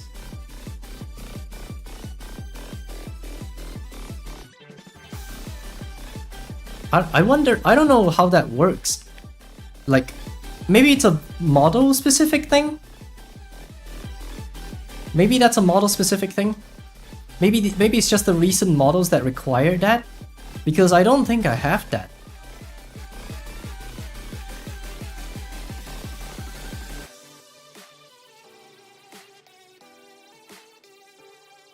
They hope you forget about unlocking it a week later. Recent HyperOS. Ah, makes sense. Particularly HyperOS. Now that makes sense. That makes a whole lot more sense.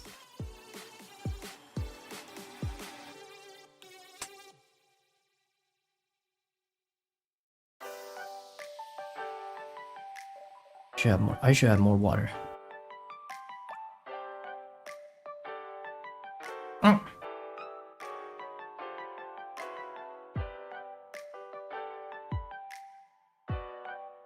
I spilled some.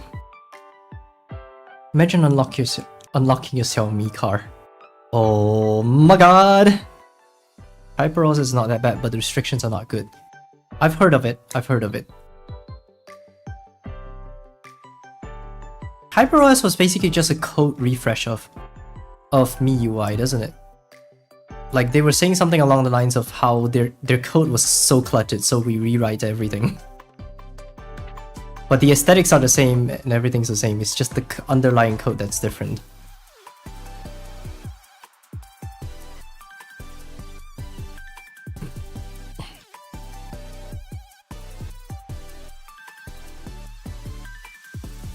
Oop.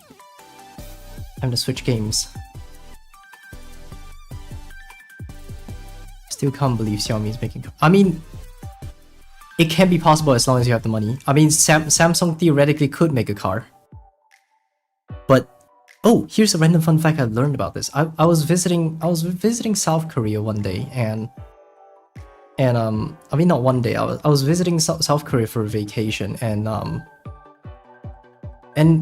found out that they have an insurance. They have an insurance company that's literally Samsung. And the more I walked further down the street, I found that they have a construction company. Yeah, they built the Burj Khalifa. That's cool stuff. They have a construction company and they have pretty much a lot of stuff. Samsung has a lot of potential. They basically are just reaching out a lot.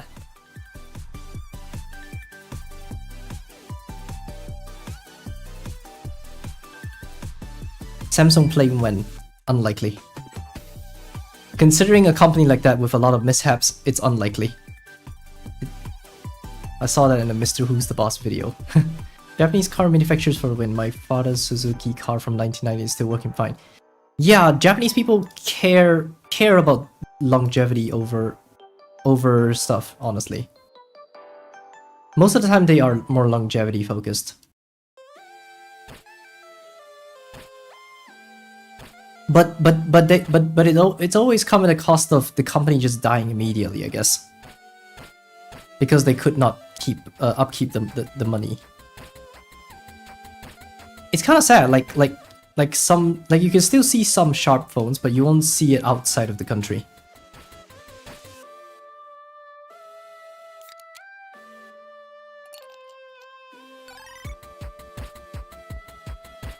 Okay, I don't have enough. That's fine by me.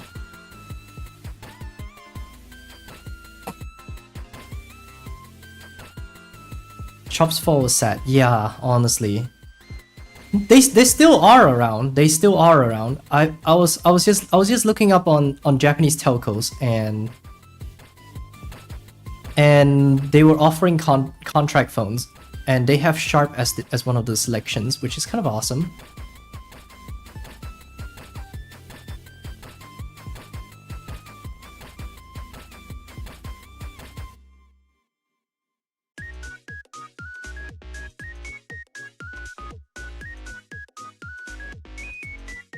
They still make this great displays. Yeah, they do make great display, but it's a little hard to compete against Samsung these days. Samsung and LG in particular. It's like you have to pit Sharp against Sony for it to be comparable. The only thing I know Sharp about is nowadays is TVs and microwaves. But they have a lot of home appliances. They got fridges.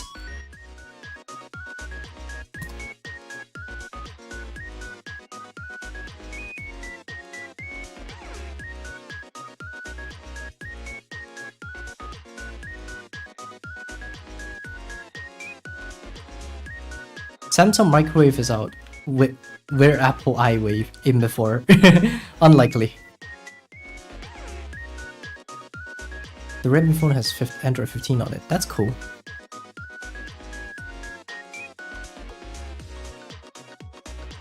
To think that Sony was one of the first to make OLED displays and then give up on it and sell some of the patents to LG and other companies. Yeah, that was wild.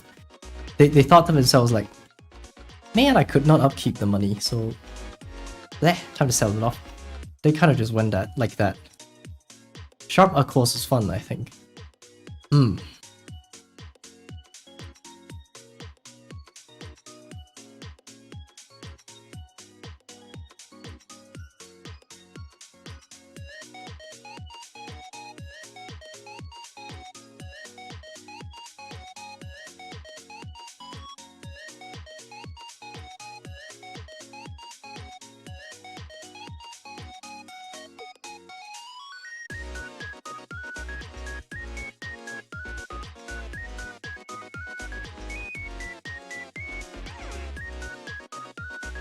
I really like what Sharp K tied to I think.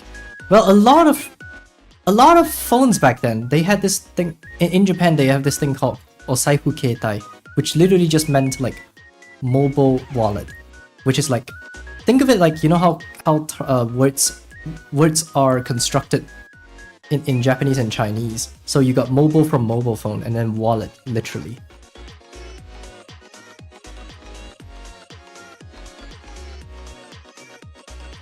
And what they have is a proprietary NFC class F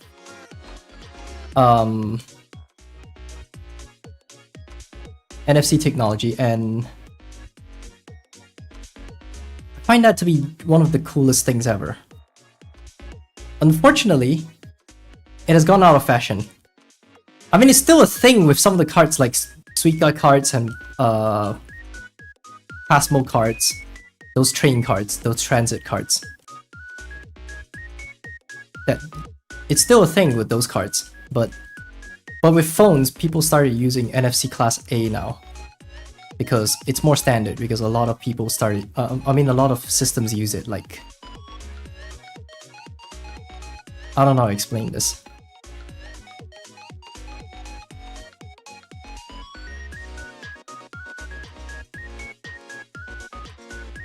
And speaking of NFC classes, ooh, there we go. Right. I didn't quite like NFC Class F.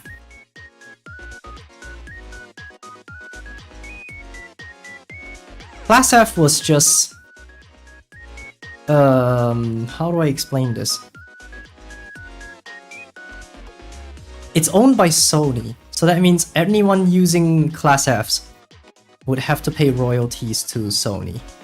So people didn't want that, whereas Class A is an open standard.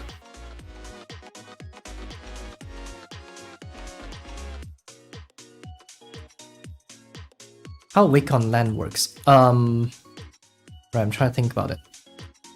I remember there was like a special protocol for it. Think of it like pinging it, like, I guess.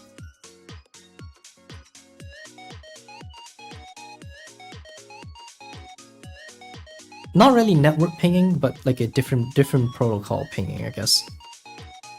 I'm not really too sure.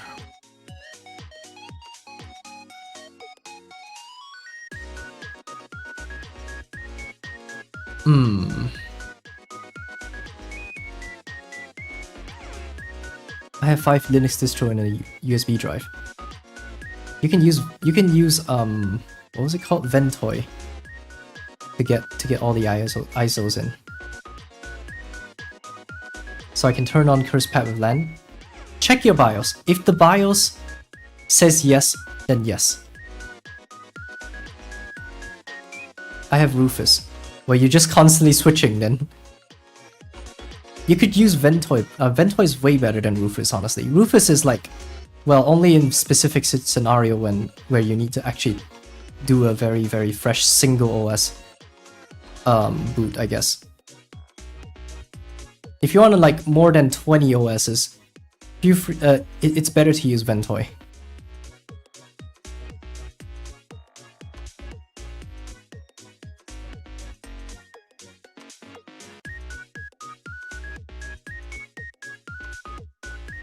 This would be easier than removing CMOS battery. Yeah, check the BIOS. Ventoy is good for multiple ISOs, yeah.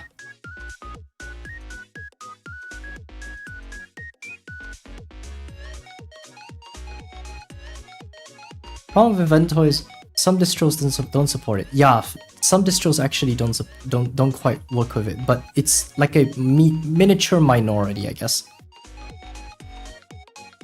If anything, it's a miniature minority. You should be fine.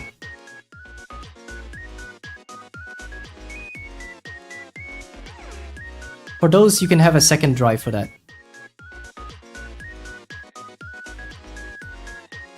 Say, do you tend to jailbreak or change the OSs of your devices you buy? I try to make it last long, if anything, and avoid jailbreaking and rooting most of the time. Only do it when it's a necessity, that is.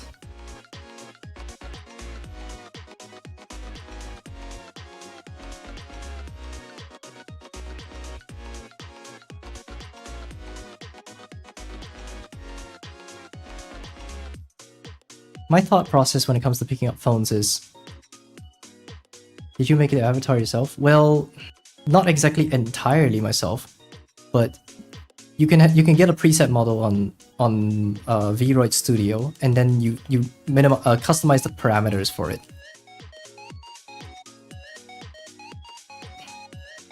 The reason why I liked that is because the TOS from Pixiv, the maker of Vroid, is basically saying you're free to do whatever you want. You're legally free to do whatever you want to the model, as long as you do not claim the texture and the mesh assets to be your own. So like say this clothes and stuff like that. Otherwise, you're perfectly fine.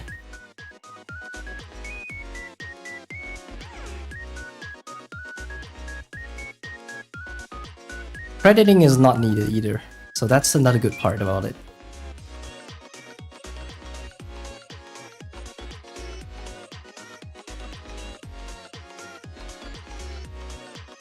Bernice, go! Sorry. Ow.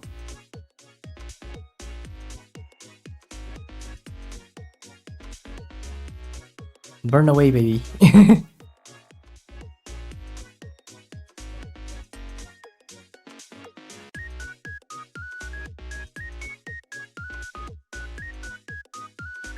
Ow.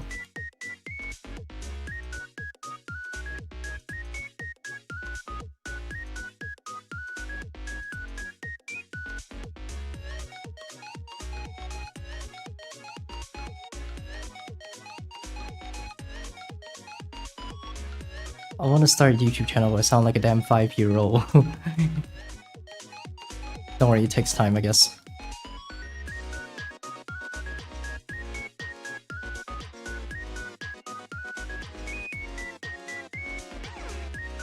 So my choice mentality when it comes to picking up phones is specs first, ecosystem last, because I could not care at all for the ecosystem. In the end, I'm still using cross-platform tools, so ecosystem just don't matter to me at all. Every tool I use is cross-platform AF, so I have little to no care about ecosystems. So it's about specs, performance, and then that's it. Like I won't even bat an eye on the ecosystem. So I picked an iPhone. I picked iPhone as my daily driver primarily because of the longevity of software update maintenance and the stringent maintenance that the stringent optimization that they have in the background. All in the name of making at least the home screen a whole lot smooth, I guess. Like very, very smooth in a way that it's usable. Keyword usable, okay? In a way that the launcher just don't like disappear and you have to wait 5 seconds for it to refresh or something like that.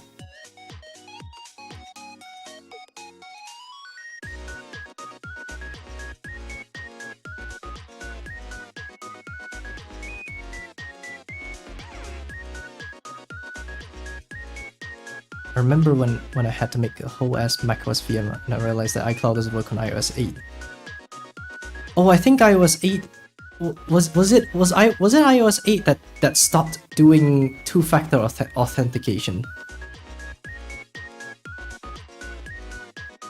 I think that might be. I don't know. I couldn't tell. I did check the error of what Telegram client said. Update app to login. Well, that I'm not too sure. Maybe it's because of change of API, honestly.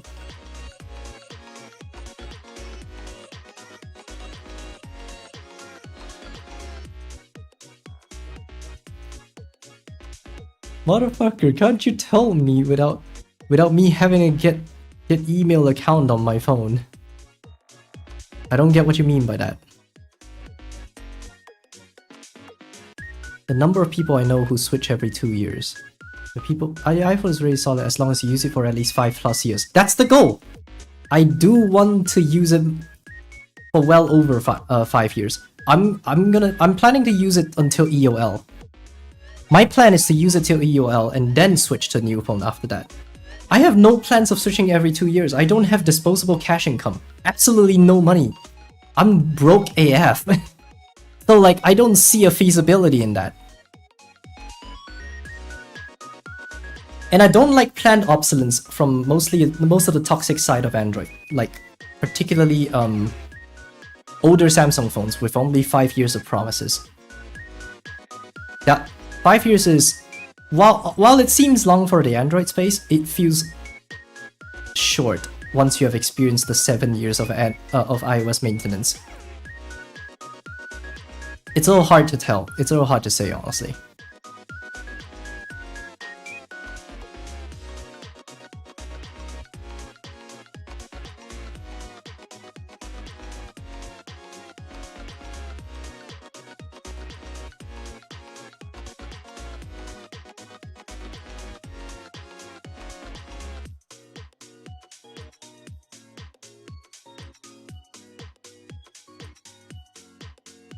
Poco and Redmi had only 2 years and 4 for security updates. Yeah, it's super sad. I don't like planned obsolescence at best.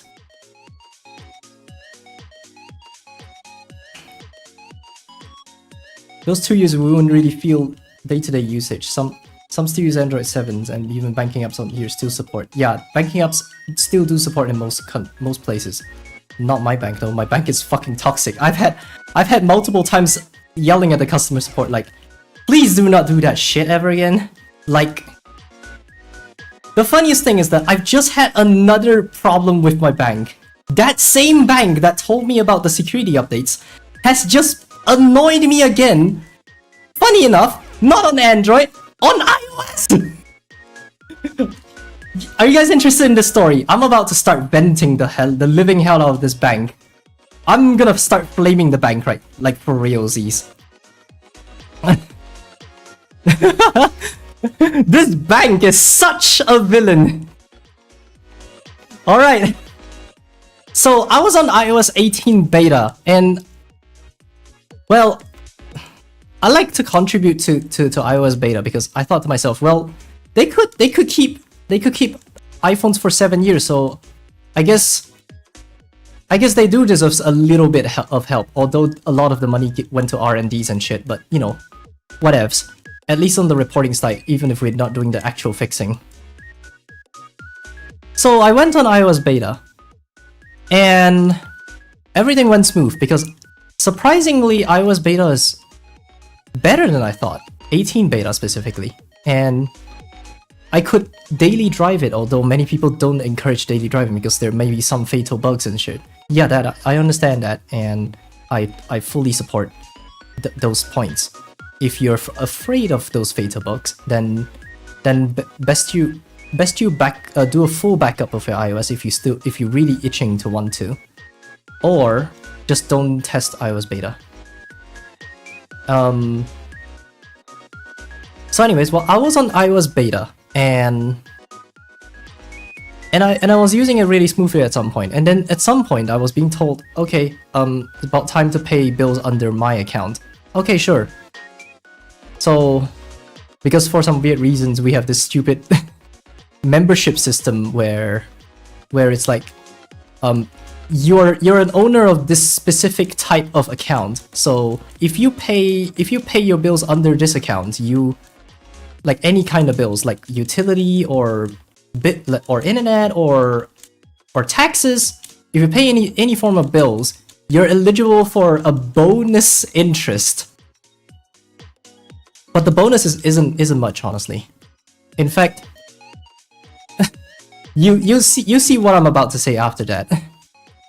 So when that time came and I opened up the app, as I was gonna use the bank app's TOTP, because most banks in Asia required you to have your TOTP on the bank app itself. So I had to open the TOTP section of the app. Unfortunately, it gave me an error that says you cannot use this app because of runtime tampering. And I'm like, runtime tampering? Do you mean just generally iOS logcatting? Because that's the only thing I could imagine as alleged runtime tampering. In decimals? Yes, in decimals, unfortunately. It's insignificant. But anyways, so I called them up and said, okay, what the fuck do you expect me to do? I can't log into my bank anymore. Well, how do you expect me to use your service in that condition? Huh? So they offered to switch to a different phone, and fortunately it was around the time that the Redmi that I talked about on the video at some point. No, you cannot log in. You need the TOTP. The TOTP is in the app that I cannot access. That's the problem. How do you log in on the online website without the TOTP? Exactly. That's the issue.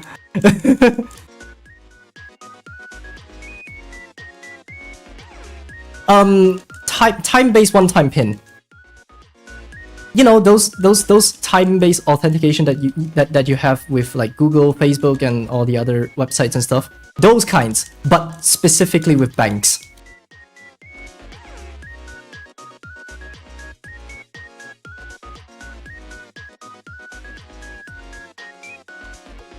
I don't think we have that in banks in Europe. Well, I guess I guess my bank is just pretty trigger happy, I guess. Honestly. I think I'm gonna get sleep. Have a good sleep, no one. Have a good sleep. So, anyways, that's it, right? The craziest part, right, is so they say they offered to switch to allow me to switch to a different device. I got no device that I could reliably use. So I used the discontinued Redmi that I have. Yeah, it's called 2FA, but it is in the form of TOTP.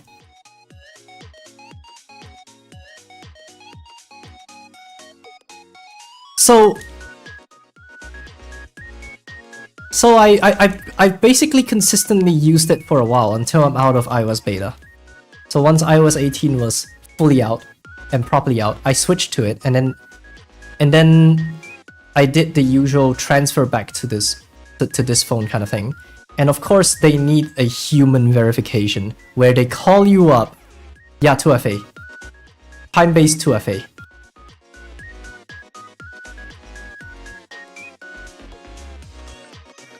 Why not SMS OTP? That's because recently SMS can be wiretapped. And it can be... It's... The fact that it's not just the government that can wiretap it, and that bad actors can wiretap SMSs, that's why people stopped using SMSs. If there is a backdoor, there's a way for bad actors to pull it off. Which is why a lot of companies, like namely like some OS companies, when they ask for a backdoor, government backdoor, and they refuse, that's primarily because of that reason. If they leave a backdoor, it can be exploited by bad actors.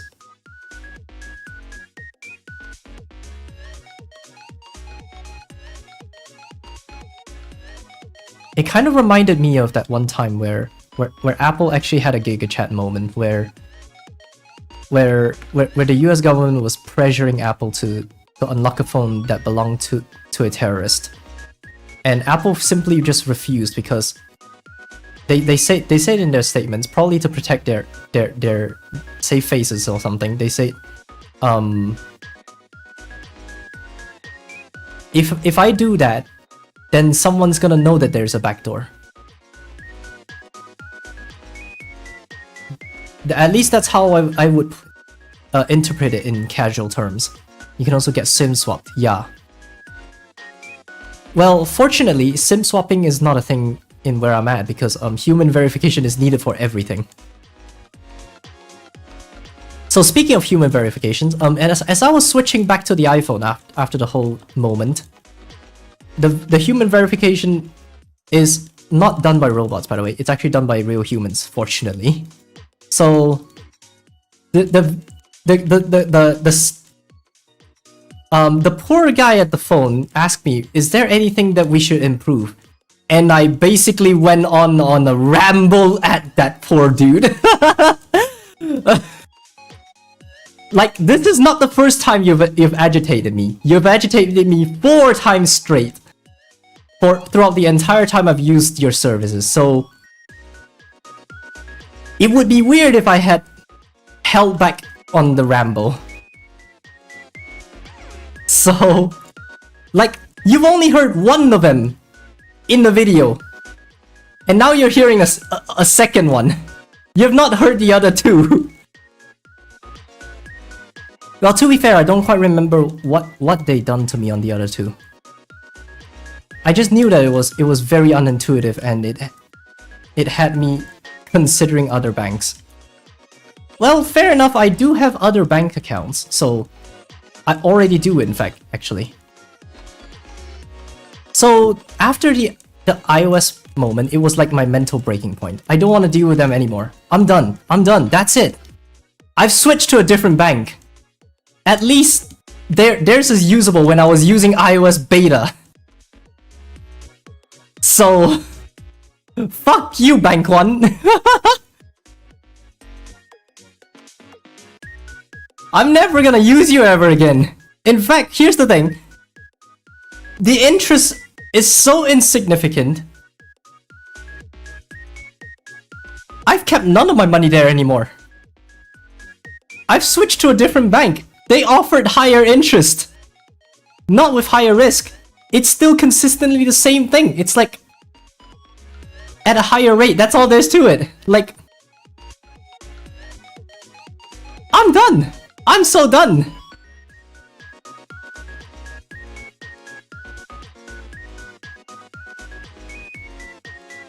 Like, my stance when it comes to proprietary software is do it without predatory intentions. Because if you do that, you know that you're going to run into bugs, and it will be 100% up to you, the only one who knows the code, to solve it. And if you choose to not solve it, then what's the fucking point of fucking existing exactly?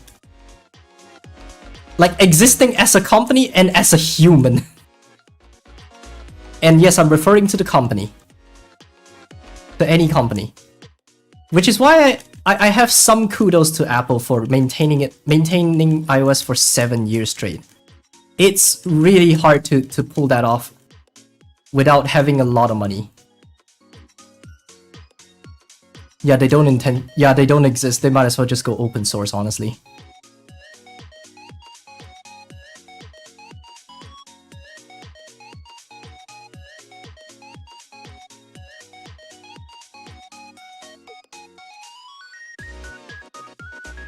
How the hell do you kill them? What the heck? Alright.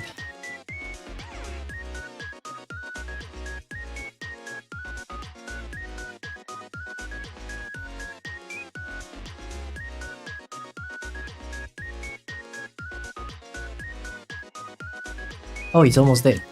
Good work, I guess. And I just realized that I don't have a clock or a calendar app on my tablet. Just like how I don't have a browser on the Nexus 6P. These are very minuscule reasons proprietary might be good, but otherwise open source is the way. If you can trust yourself actually maintaining it very reliably, then okay, to protect your IP, that would be a good reason. But if not, then what's the fucking point? Exactly. It's all I'm talking about, all about preservation and maintenance. That's all I care about at the moment. And reliability, yes, that's another point. Or you can pull a Winamp. Oh no. Winamp these days suck, don't they? Like, they were cool in the old days, but then they suck these days, don't they?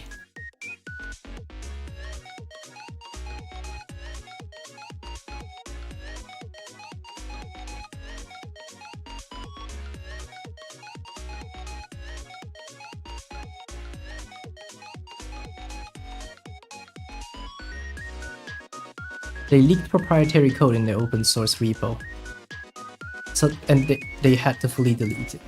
The entire repo. Wait, are you sure it's a leak, or is that... Never mind. I think I'm misremembering something. There was like...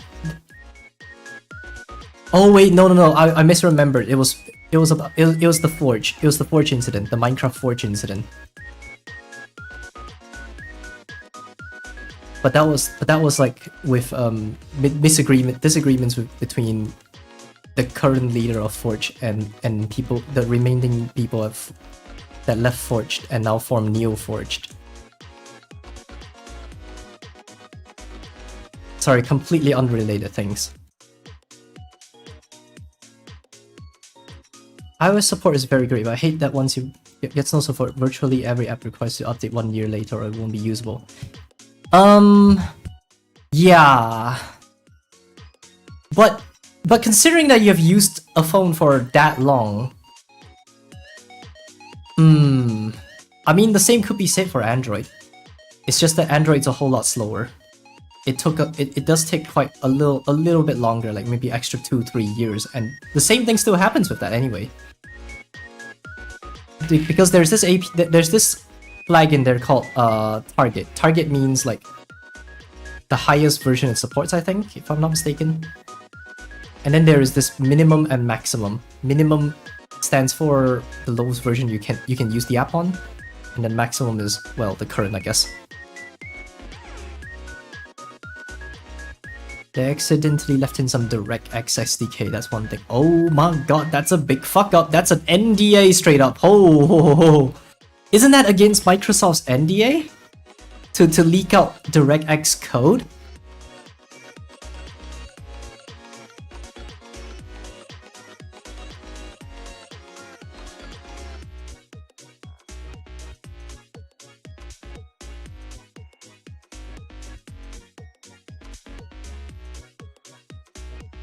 $87, so 13. Oh, dang it, I'm broke. Oh wait, you can only have 10, so bleh. Away you go. You can still download the used version of YouTube. A 7-year-old YouTube with no props. Well, if you could jailbreak it, in theory you could sideload an older version of it. And as long as the server still supports it, it still works. So... I guess.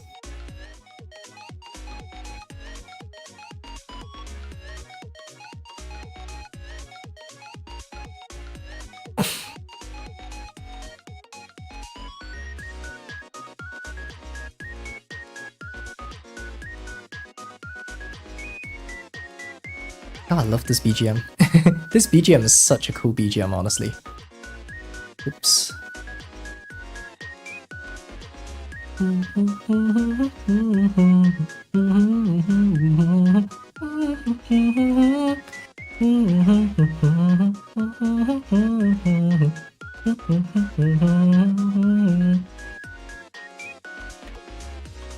Well, I'm done with the event. God damn it. Oh, that's crazy.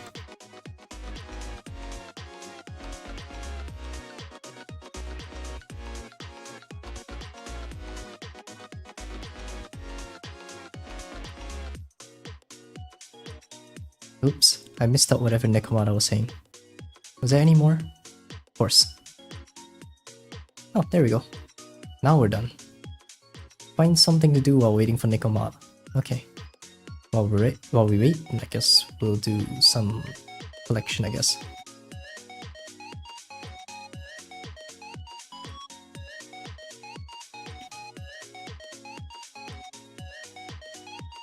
Server reset time.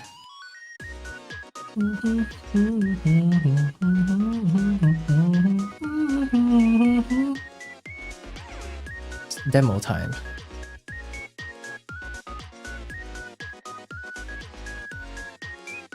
Let me just add few to fight over the Winamp thing. They also do leak some Dolby stuff. Ooh, that's a double whammy, baby. That's a double whammy.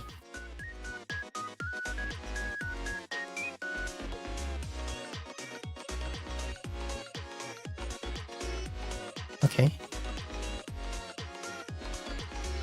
1, 2, 3, 4. Okay, 3, 4. Perfect. 2, 3, 4. There we go. To be fair, they did delete the repo and never made a new one, so I guess it never happened. No. If it's somehow, well, if someone managed to steal that code, that's leaked info. That's straight up leaked info right now.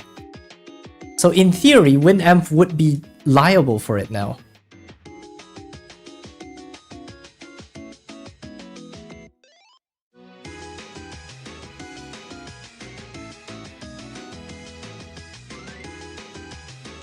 I mean, like, think about this. Whatever is on the internet stays on the internet. What are the odds of having someone holding on to it for dear life?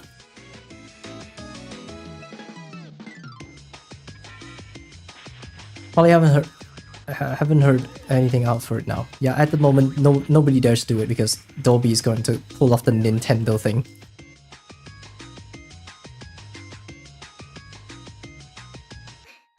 Once I was still waiting for the USB Type-C OTG adapter, when I was about to put my tablet in the bag, I dropped it in front of the employee. Oh god.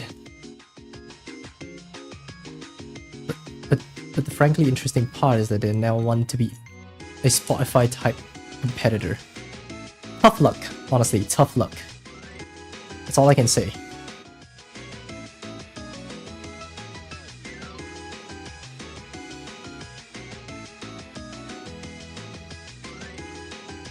Tough luck if they couldn't defeat Tidal. If they can't take down Tidal, then they have no chance at Spotify. Yeah, no one really cares about it. Sag. Sag.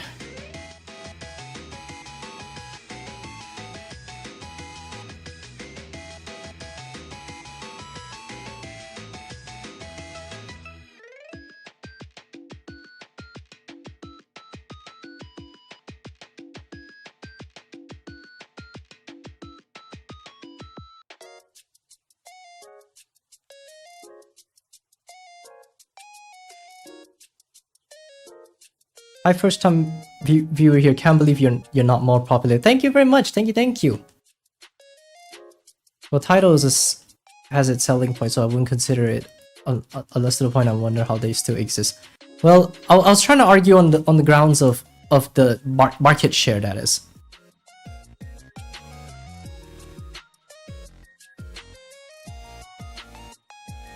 The hi-fi stuff is the main selling point. Yeah, true. They do have higher fidelity that is against Spotify and YouTube Music. Yeah, they still don't.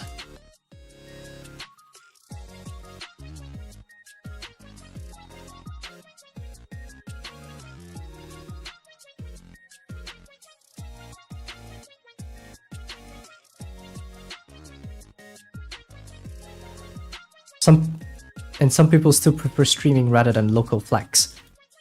Honestly, flex. Local flex are still better in my opinion.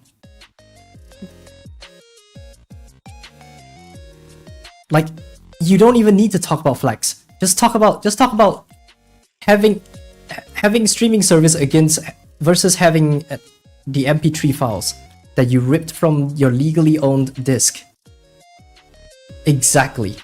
It's the same argument. There's no difference.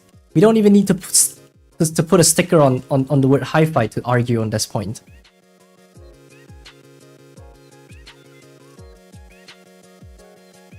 Also, I would like to keep a very oddly specific app out of the discussion of the YouTube chat, please. Thank you very much. I do not wish to be banned by a certain watchful eyes.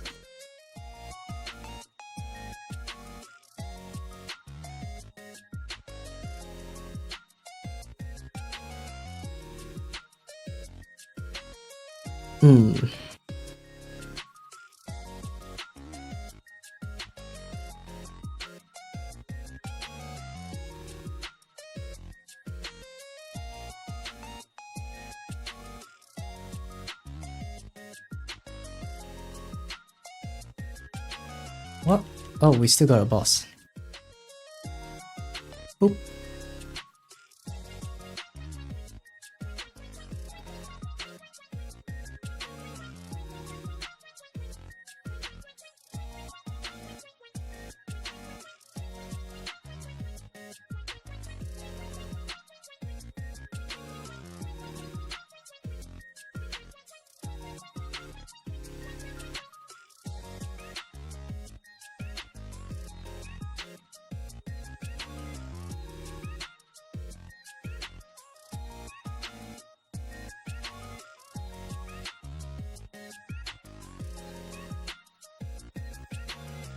I think the chat died a little bit. No, it's just low activity.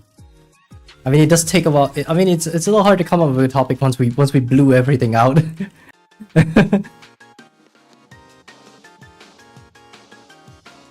Boo, I'm here. Hello.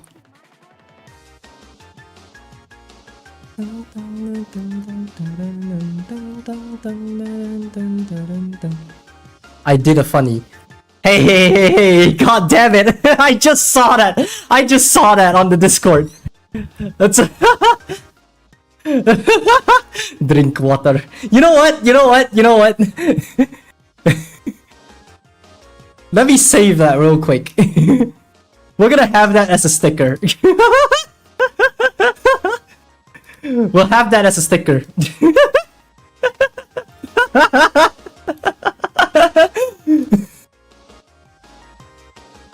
Upload sticker. That was really good. I gotta admit, it was really good. Related emoji. Do I have a bottle of water? No. Cup? No. Drink.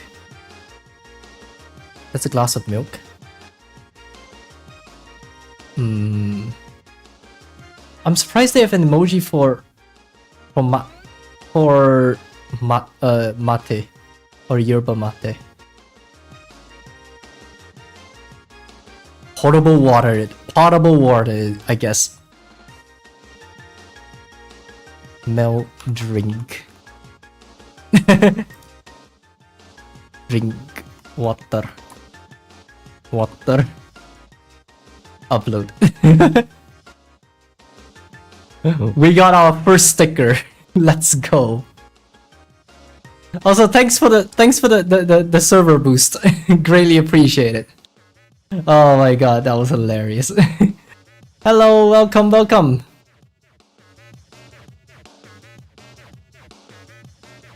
Can we have an arts channel? I'll think about it.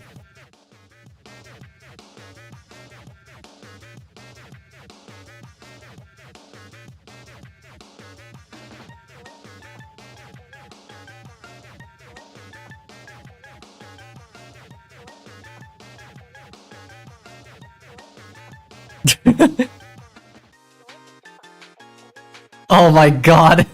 The server's having sticker spams now. Let's go, I guess. The art channel would be so cool. I have a few stored up. Looking for it, I guess. Would be nice to have some fan arts.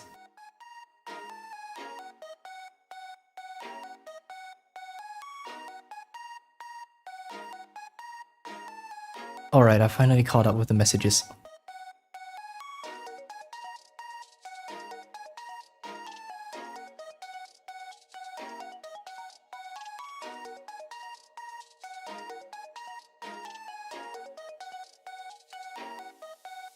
I'm back. What did I miss? Not much. Water. Water. Actually, it would be funny if I do... You know what? Let me just...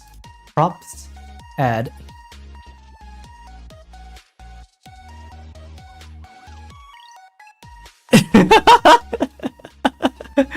Drink.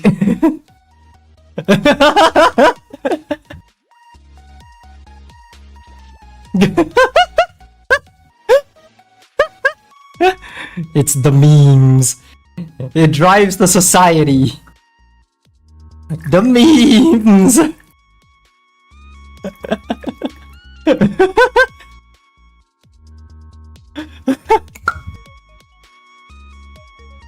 It's the DNA of the soul. Jack the Ripper.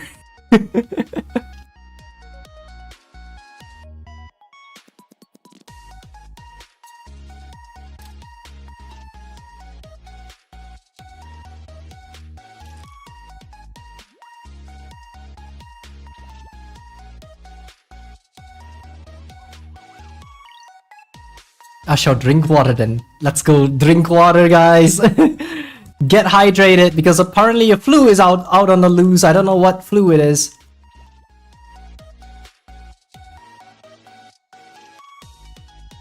What's next? During the crouch shot, drag the joystick to perform a rolling shot. Well, I don't have to, right? There we go. I just have to spam and move around, I guess. But that's it? Wait, what? Is Billy really that lame? Come on! I got up from the crouch and my phone was about to fall and I caught it by the cable. Oh god, caught it by the cable. That would be nice. That's satisfying, I gotta be honest.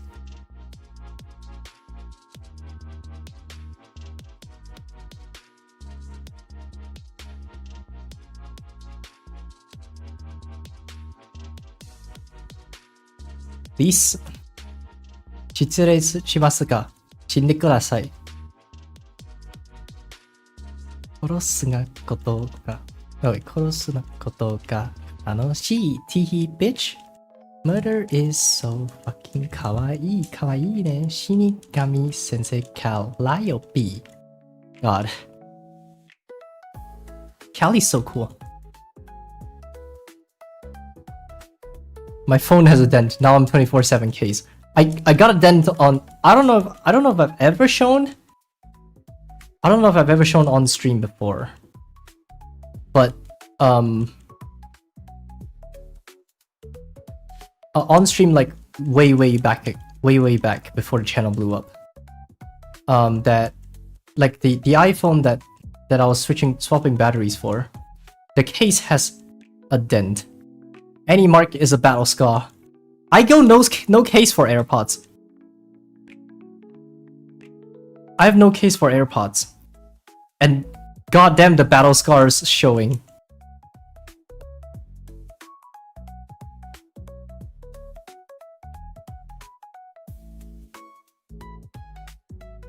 Well, I don't use the AirPods anymore because the speaker module blew out, unfortunately. Like, of all things for it to break, it's the speaker module. I would love to try experimenting with solderings and stuff, only if I have a disposable cash flow. Unfortunately not.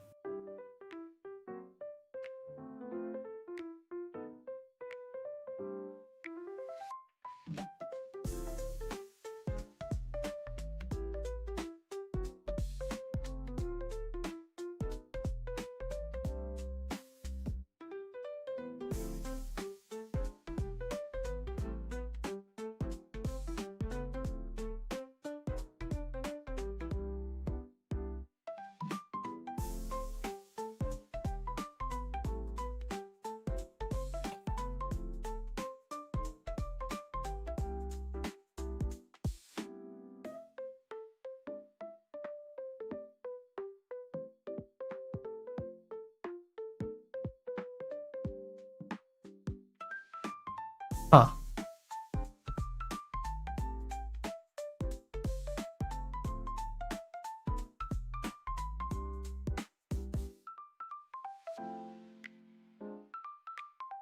Alright, I'm done with all of the demos here. So what other event is there?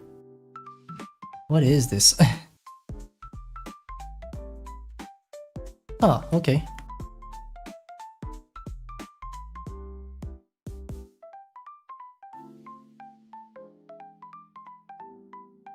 I usually use cases, but cheap ones. Decided finally go quality with speaking for once. I kind of moved away from costly case and switched to cheap cases because I found myself never really dropping my phone at any ridiculous points. Like, if I drop it, it's more like a casual drop. So if anything, I only needed scratch protection, so I got cheap cases.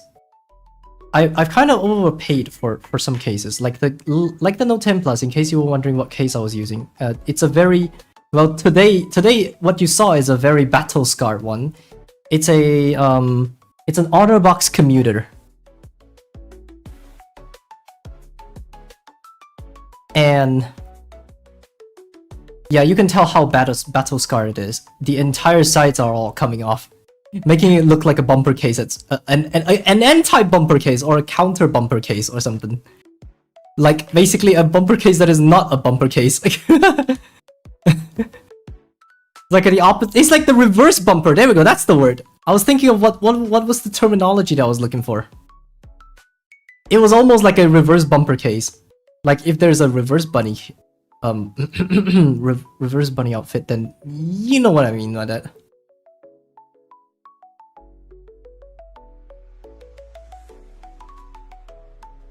And I've kind of overpaid for the temper glass as well. The temper glass I used was a...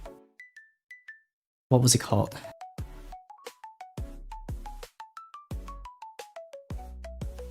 It's a Whitestone dome glass, which was a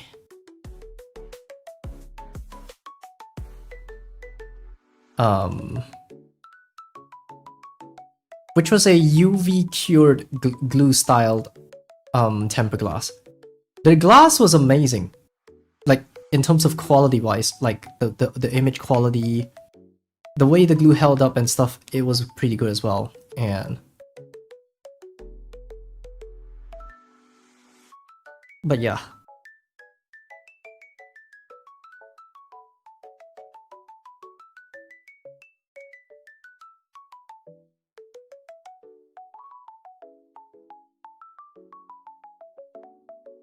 Why does Techno think it's a good idea to have 3 different system assistants on a phone with 8 gigs of RAM?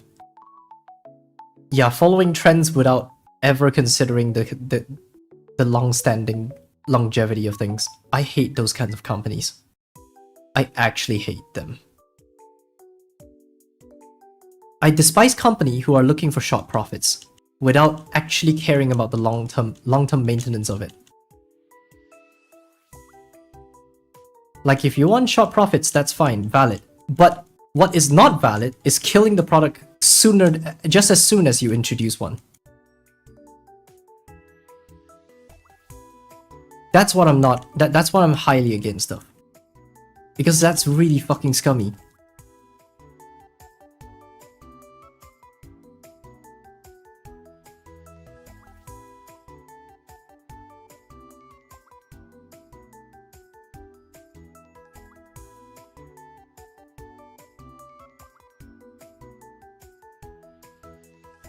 I think AI could work if used properly and have not seen that done yet.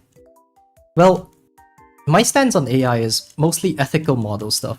So like, as long as the model is ethically sourced, like say, legally ethically sourced, so like, it has been obtained through means that is where the model provider or the sampler consented to it. I've actually seen it done, and I think that now that I think about it, yeah. But Mozilla have done that. Futo Keyboard, I don't know, but I don't know how Futo Keyboard has AI. Mozilla has a certain like voice AI model database that you can use for research purposes. Is Google Lens considered as AI? I personally wouldn't think so as much. Futo Keyboard basically uses AI for autocorrect. That sounds interesting. Hello, Ugu.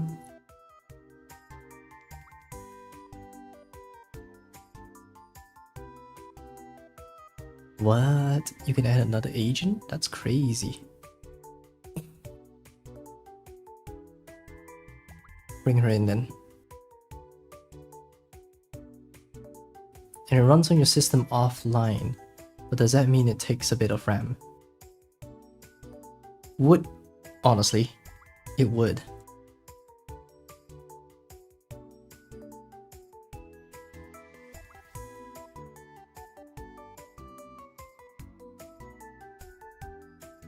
I just thought Futo Keyboard was like a slightly improved version of the AOSP keyboard or something. Because it visually seems like it in first impressions, that is. Which is why I didn't consider it at all for me.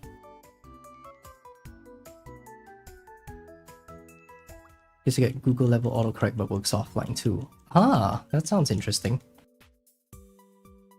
Is it open source?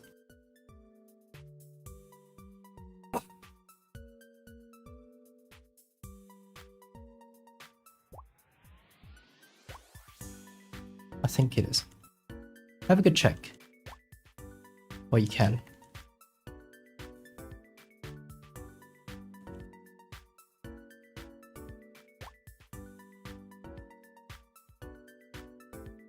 What's your favorite Android phone brand? Not really any at the moment. Because I have not gotten my hands on any decent Android phones recently. Because, I mean, to be fair, I don't have money. Sony, nothing, or... Okay. Well, I would say I would like to jump on the nothing hype. Too broke for that at the moment.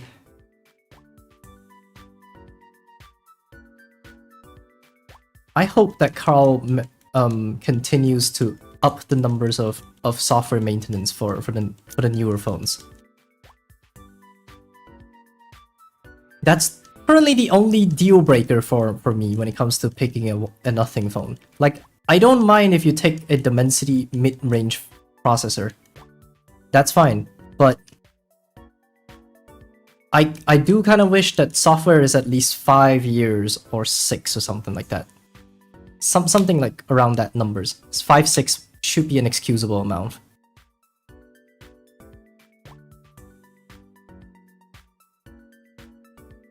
Where's your accent from? I don't know.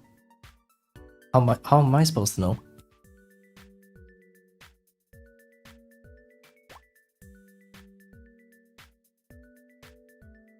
Everywhere. Yeah, practically everywhere.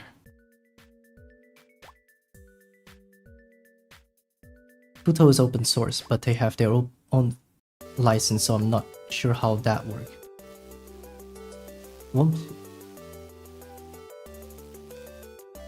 OnePlus, no, screw Oppo. Honestly, screw Oppo. OnePlus, it's like living in a shadow of its former glory.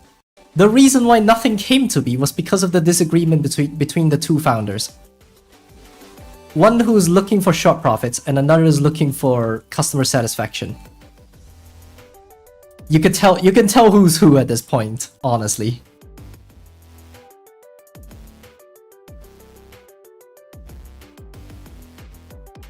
Samsung, no, One UI, a whole lot of bloat. What else? Proprietariness. There's that. I used to have a OnePlus, it was great, but that was years ago. Yeah, that was years ago. That was like, that's why I said that OnePlus today is living in the shadow of its past self. So like, OnePlus was really great because of the community support and stuff. Like, so community maintained ROMs community maintained official ROM was a thing with OnePlus One back then. And that was something that amazed me. It was something that companies don't do. But that's dead. That's gonzo. Been kinda enjoying the Pixel phones, but Google seems to only care about US customers. Yeah, they do only care about US customers. Look at what happened with the Nexus incident. What do you think about that? And every time they get a lawsuit, they only compensate US customers. That sucks!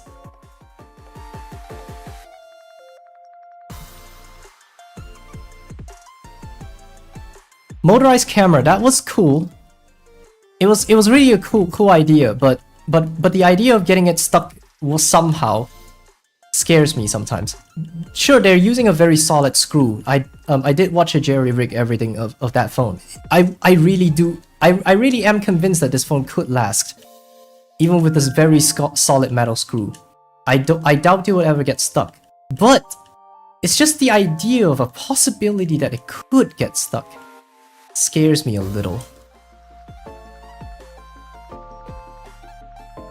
Like, why should we settle with a hardware solution to privacy when we can hold companies accountable for what they do in software when it comes to privacy?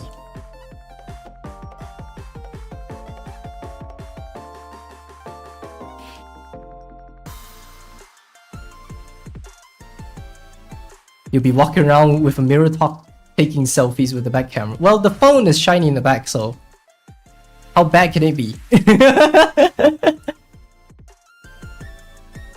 5 years runs perfectly, even with the motorized camera. Yeah, I mean, I have confidence. I mean, like, what if 10 years down the line, like, someone's looking at relics, you know? Like, someone's looking at relics. How do you demonstrate that to relic users, I guess? Or people, or I don't know, if you throw it into a phone museum or something. It's gonna suck if you're trying to maintain it, like CNC your own like metal to replace the gear in there. I mean, not gear, the screw in there and the gear. Like a 7-year-old Huawei phone runs really smoothly. Well, animations is just all fluff, honestly. I have the McLaren Special Edition. Looks super cool. Looks super cool. Pause. I don't got the levels to be able to maintain this. If you're worried about motorized parts, are you worried about folding phones? Yes. Yes, I do. In fact, because I don't have a cash flow, I have absolutely zero guts and zero considerations for folding phones.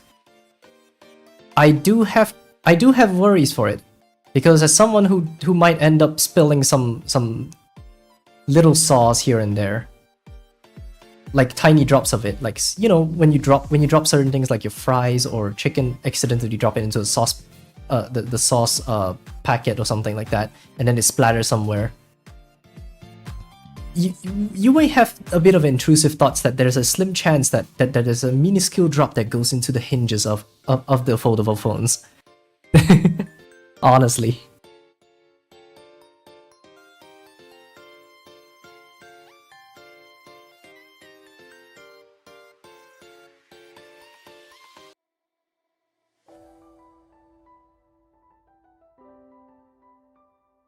I do have those concerns. Imagine if you drop the soft screen in concrete. I wouldn't do that. What do you mean you don't want your hinge to be lubed with ketchup?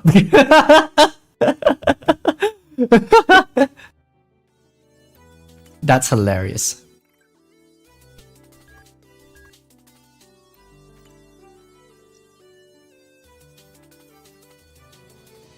My phone is bleeding. No, wait, ketchup. Oh, God. What a moment. How's this? Oops. Have I caught up with everything? No, we still got one more event to take care of. God dang it. Yum! I want my fold with ketchup. Delish. I remember once when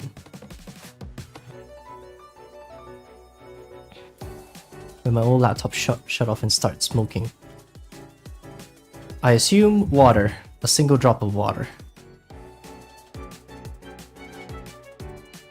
I really hope we get something like Linux for phones, then we can move any of our phones to that open source OS. There's Ubuntu Touch for starters, but the support for it is very slim because of, well, primarily you gotta deal with the bootloader first. The bootloader is the first obstacle, I guess. Not until you can make bootloaders free to open up. It's really hard to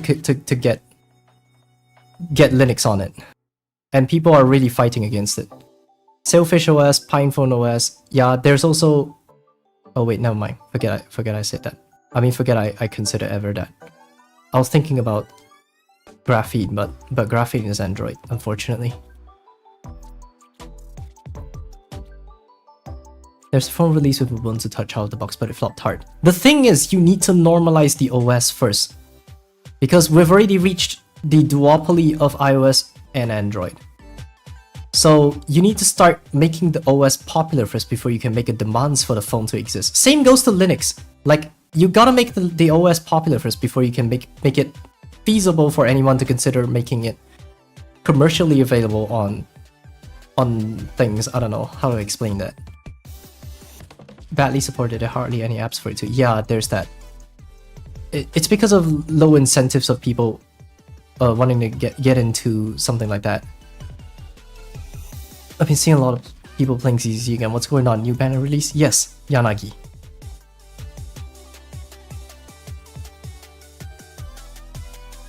Unfortunately, my numbers are very terrible. It's 31 right now, and I still have not gotten her. God damn it.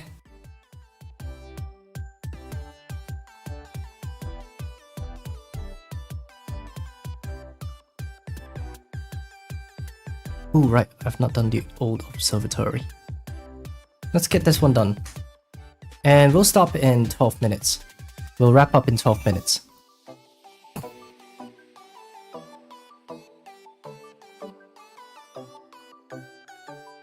I'm glad to have these random tech Yapperino streams, honestly. Have they released Miyabi? Probably not.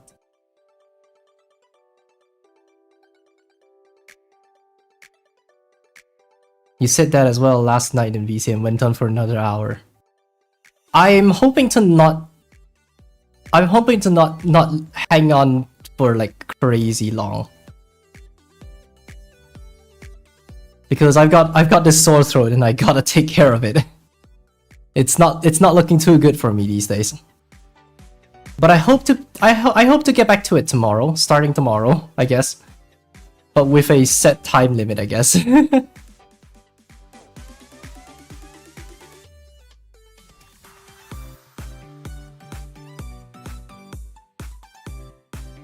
Shoot, we don't have a bomb yet. Well, now we do.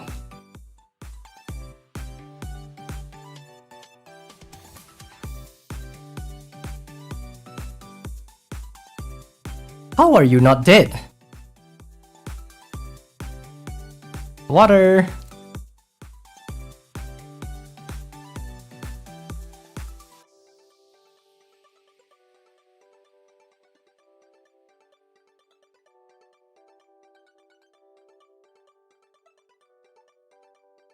Maybe you need first open source SoC hardware drivers. Well, there wasn't there open source. Oh wait, no, that's RISC-V, sorry.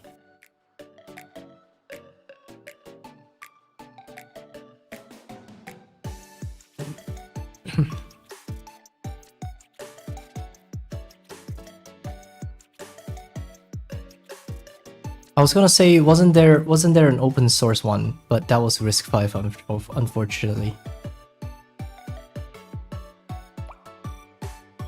RISC-V is an option, but not yet. Yeah, it hasn't reached the level of performance that is comparable to ARMS, at least.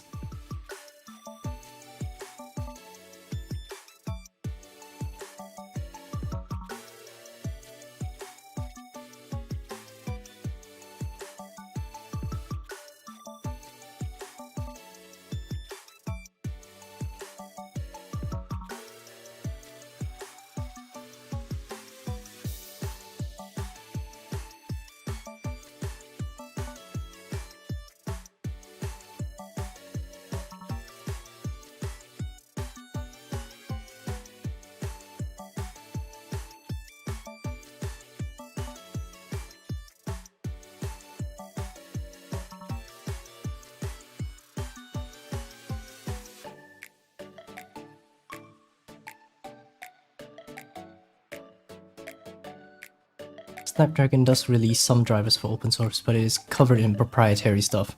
Yep. It does kinda suck. I mean, why do you think EDL is still a very hardly approachable thing? Had everything been open source, it would have been easier to approach.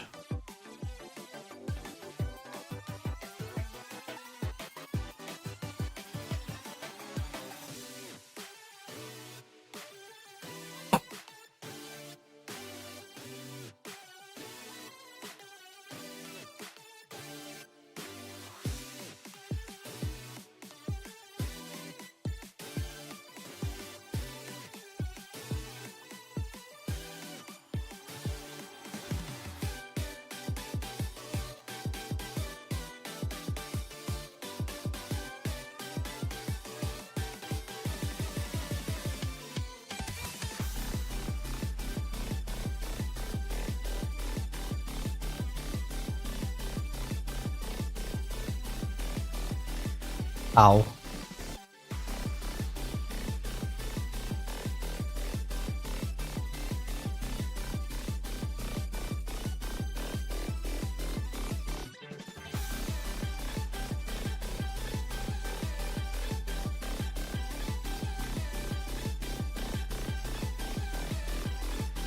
Wow, okay, god damn it.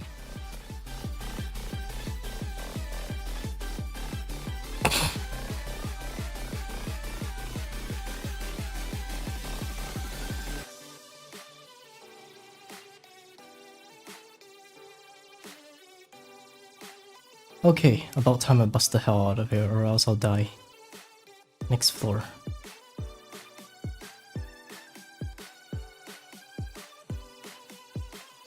Never mind.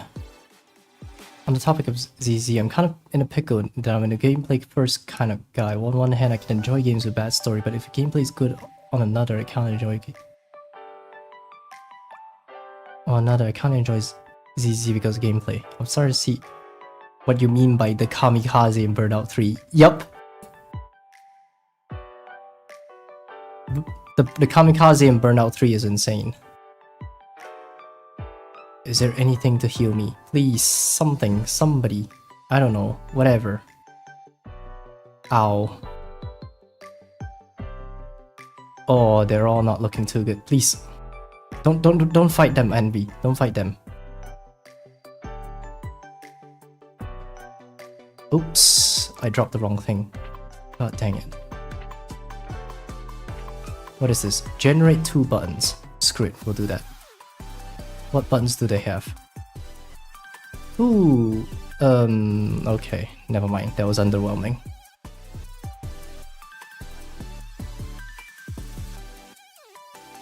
Again, underwhelming.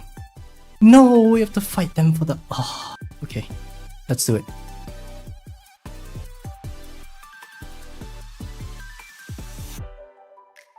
MV, please don't die. I'm trying to work our way out of here.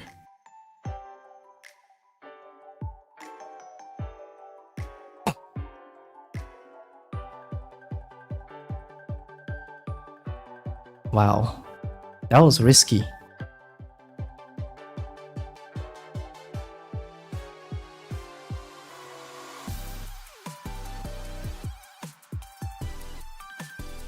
All right. I think I should prepare to wrap up soon.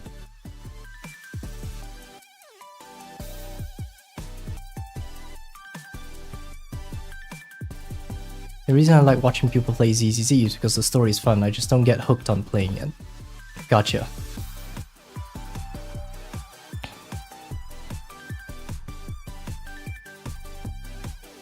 Right. Let's do some quick wrap up and clean up for anything we have to do.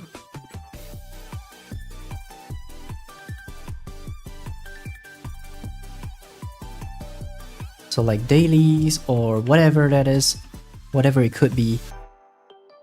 We're gonna do that real quick.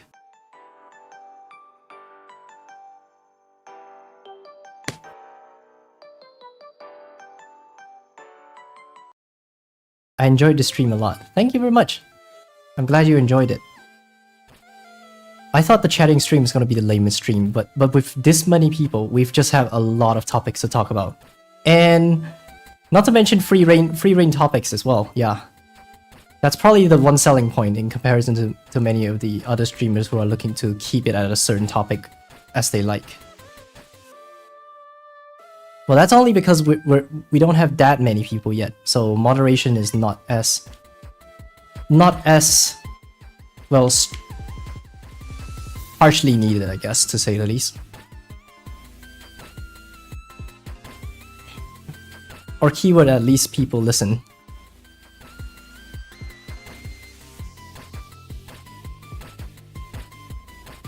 Even though the notification came late. That's fine. That's fine. I don't mind if it came from notifications or elsewhere.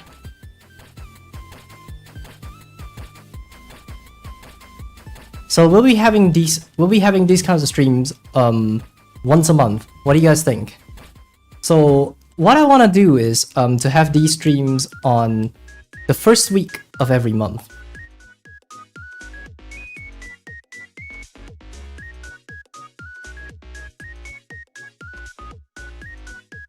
YT notif screwed on my end, so I rely on Discord. Oh, that's cool. Fortunately, it's working for me.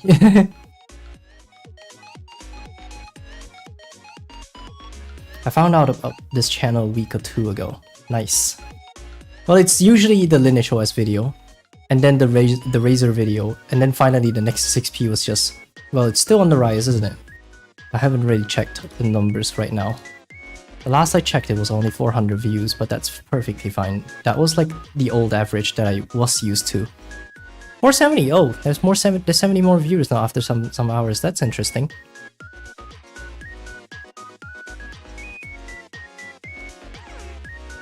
My old average was like around 300 to 400 views. For me, it was the Samsung video. Which one? The initial Android phone? Like the bringing new life to Android phones video?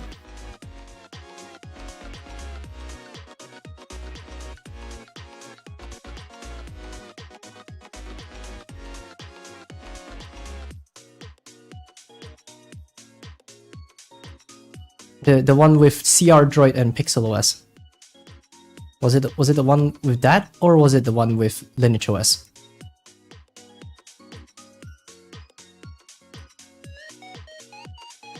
Yeah, it's always with the Lineage OS. Ooh! Ooh, Pixelos, you are quite an OG. The first time I ever blew up. And that time I did not listen to Google, to the algorithm. The algorithm was like saying, hey, tech videos suits you, you know, algorithm, blah, blah, blah, blah. And I'm like, yeah, but I want to make gaming videos as well. I'm a VTuber, the definition of being a VTuber, you know? And then the algorithm was like, suit yourself. And then look at the view count of those videos. It did not fly at all.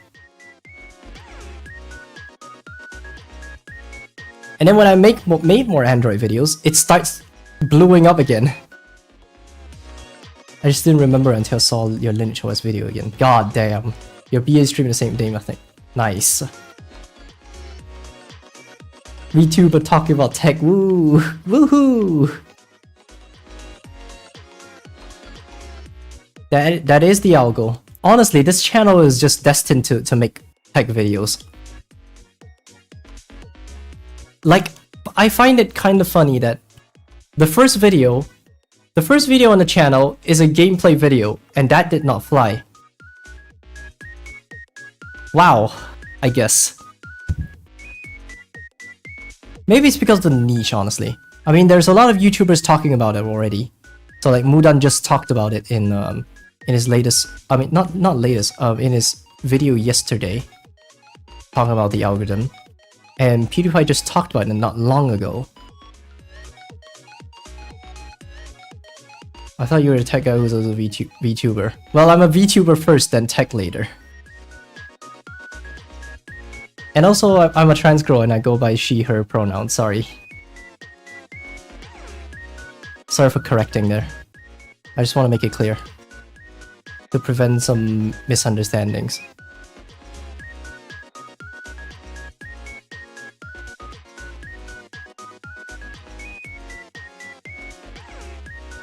VTechTuber. That would be hilarious of a word, honestly. I mean, would you consider Asahi Lina as one? If yes, well, honestly, that would be cool. For me, it would be definitely. I was the guy in Blue Sky who asked if you were trans because of your voice. Oh, it's you! I didn't know that. Okay, that's cool. That's cool. No harm. Ooh, let's put that there. And then we put that there. No harm. I do get asked a lot, but that's fine. As long as you come in with a good intention, then you're cool.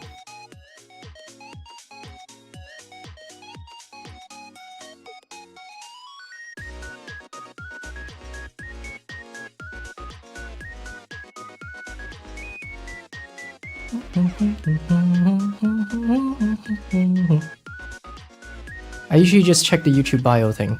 Well, YouTube started implementing pronouns, but it's not available for my channel yet, so I did not put on the pronouns in the actual pronouns tab. There was no such options for me yet. So the pronouns are only, so I only had pronouns in the about section, I guess.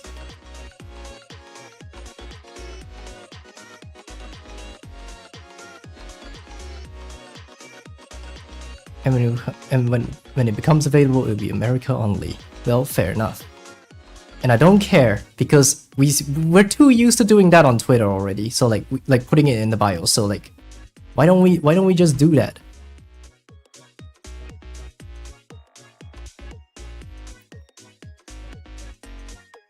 I never noticed it was a thing, honestly. Yeah. You were the only trans person I've seen that is chill. The others I've seen are disrespectful. Like they were just going out like, how dare you say that? I like to dive deep and actually understand the intentions of the person first before I get into gating to protect myself. I like the understanding to be two-way instead of a one-way. Two-way understanding is what allows wars to not be broken, you know? I mean, think about it. In the old days, back before civilization was a thing, why do you think there were so many wars? Exactly.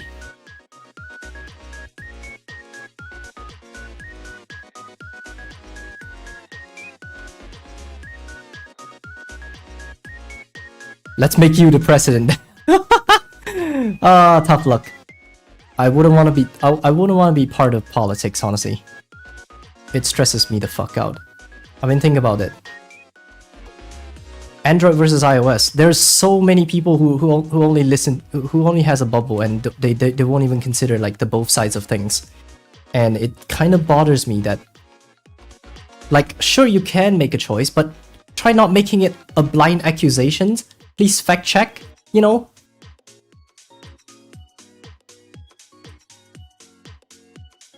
And also, try not to make an overly biased point, like basically saying don't call supremacy of any side. Call it a leaning or choice, I guess.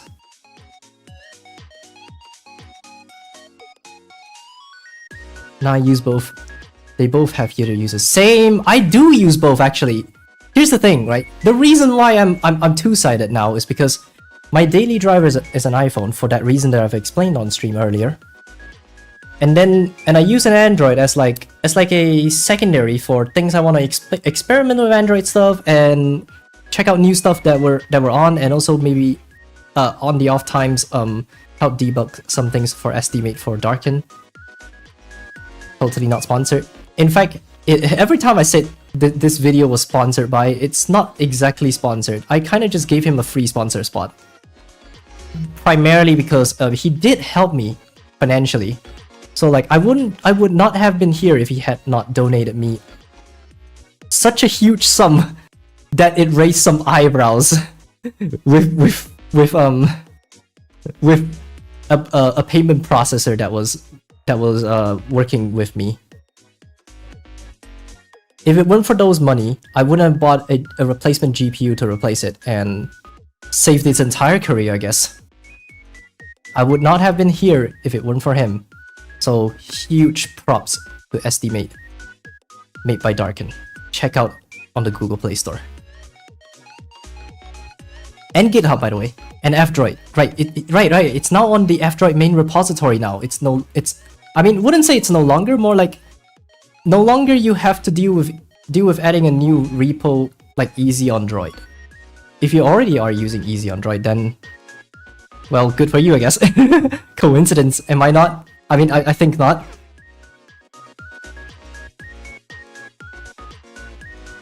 I might get an iPhone solely for banking stuff while I root my main phone to hell.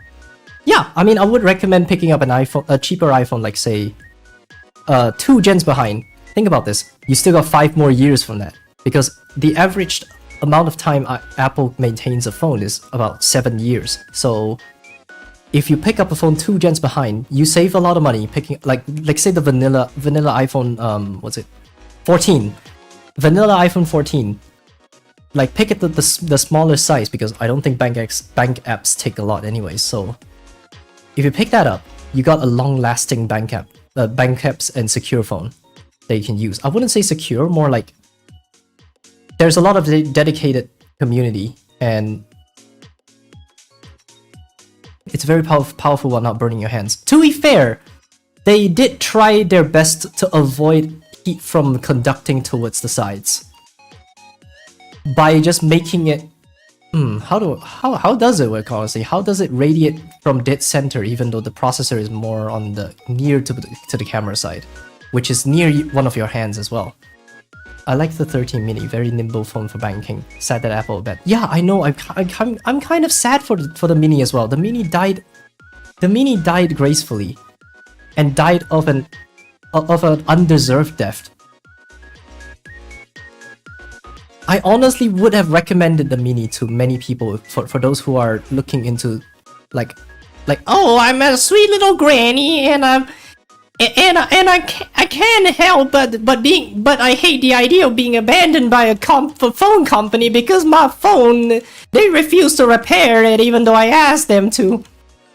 Then you can get them an iPhone 13 mini, and they'll shut up for quite a long time, because it will remain in support for a very long time. So that's one thing I liked about it. The 13, I mean, the grandmas really like to not have their phones too small, don't they? I mean, too big. So the 13 mini was just fun. It's a good one that feels like, you know, the Nokia days kind of size phone, while not being too small to the point that you can't see shit. That's what I like about the 13 mini. In fact, if any, like the funniest thing, right? If I wasn't using the 12 Pro Max, I would have picked up the 13 mini. I still prefer Android for gaming because better controller mapping. Yeah, fair enough actually. But it would be very ROM dependent actually. It would be very, very, very ROM dependent. So like, you'll be at the mercy of your ROM maker to be anyhow reliable for first up drivers, and then following that, software for the mapping interface and stuff like that. I can't find an iPhone 13 mini anywhere. It's not even the grandmas. The people who like me who like small light phones, it's for its ergonomics. Honestly, yes, ergonomics as well. But hasn't iOS caught up with the fact that they're now providing full-blown PC games on the App Store with the mapping? It's... yeah, unfortunately, not many people like the idea of having it on a very tiny screen, so... there's still a lot for them to work on.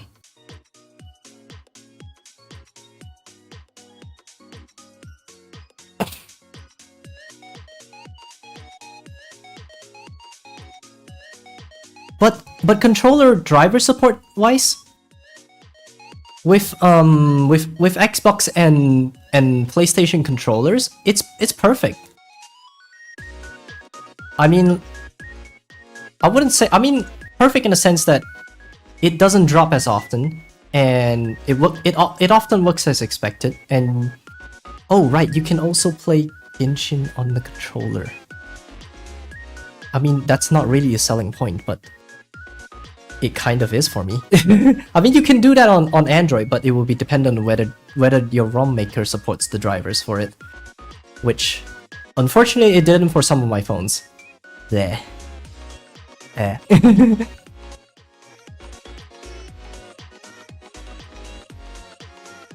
Just buy a PC. Yeah, PC these days are a little costly these days. It's starting to get a little costly, so a Steam Deck might be more...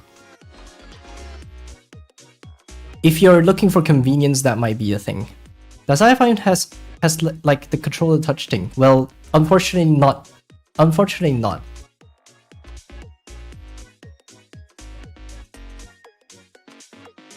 I kind of wish they do implement that though. They should. But they have some things, like some pseudo things that you can do on with the accessibility. Oh, god damn it, I can't get my tongue going. Accessibility settings. So like, did you know that iOS theoretically do not have a cursor? While the iPad OS continues to enjoy having a cursor. The cursor you see on iOS is not really a cursor. It's a cursor for accessibility use. So like, for people with disabilities. But somehow you could use it with a mouse. Oh, I got a good story for that one. So there was one time where my PC was dead for a whole month straight.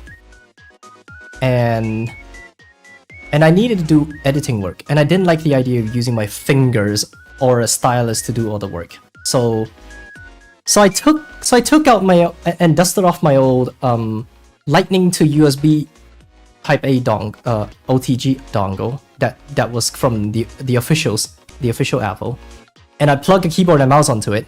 Keyboard works perfectly. Mouse, you have to use the accessibility version of the cursor, which do not work the same as the iPad OS cursor. It's not the same, but they kind of look like the same as you do with your finger. So what you can do with a finger can be done with the accessibility cursor. What you can't do is things that you do in iPad OS, unfortunately. So that's probably the only sad part. So that means the cursor doesn't really snap into the app. You have to actually actually aim to the app, like you do with computers. So I'm not complaining. I'm already used to it. So there's that. And I basically used that setup for a whole month straight. You get to see that. You got to see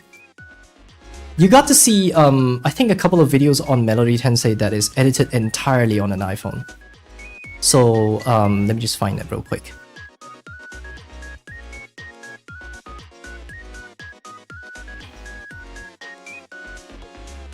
I gotta dig deep for that. The roleplay ASMR, your senior catches up on assignment, keyboard typing, chatting, ASMR roleplay. This was entirely recorded on an iPhone. Well, obviously with all the with a USB hub and everything else, you know. I basically took my entire desktop setup and plug it to a hub to an iPhone. So it was virtually indistinguishable. So the ASMR was recorded on a Razer Siren stereo mic with stereo mode on. And it was edited on Adobe Premiere Rush. Because that time I could not afford LumaFusion, so I don't have much to complain, so there's that. But hey, entirely recorded on an iPhone. So for recording part of the process, I used GarageBand because I think I don't know. I just didn't trust the recording app to record stereo, so I used GarageBand instead. And then for the wildcard cover, I recorded it with GarageBand as well, but with my main mic, this very mic that you're hearing, but without much of the filters because VSTs in GarageBand is a whole different world, like proprietary world that is, and completely mixed in iPhones as well. Like 100% of it is done on iPhones. So like from downloading the original music video and stuff, all of that is done on iPhone, on that one iPhone that I'm now using as a tracker and my daily driver. So I gotta admit that it is a career saver to have an iPhone sometimes. Sure, you can have some of the equivalent apps on Android, but they don't often perform as well unless you're using the same apps, like say LumaFusion. Then you would have virtually no difference on that note for video editing. But as for song editing, I think the equivalent would be what was it called? BandLab? I've heard of a good friend of mine on Twitch called Cake. I don't know what's her username on Twitch, honestly. She uses BandLab to mix her songs. So I can only go off of her that she said it was fine, so I guess. So I guess the Android equivalent would be to use BandLab in place of GarageBand, and then LumaFusion or Adobe Premiere Rush in place of nothing, because on iPhones you can't use Final Cut. So I still use Premiere Rush in the end. But hey, a well-rounded phone that saved my entire career, I guess. Saved my career from being irrelevant to the algorithm, I guess. Because you know how harsh the algorithm can be when you don't upload for a very, very long time.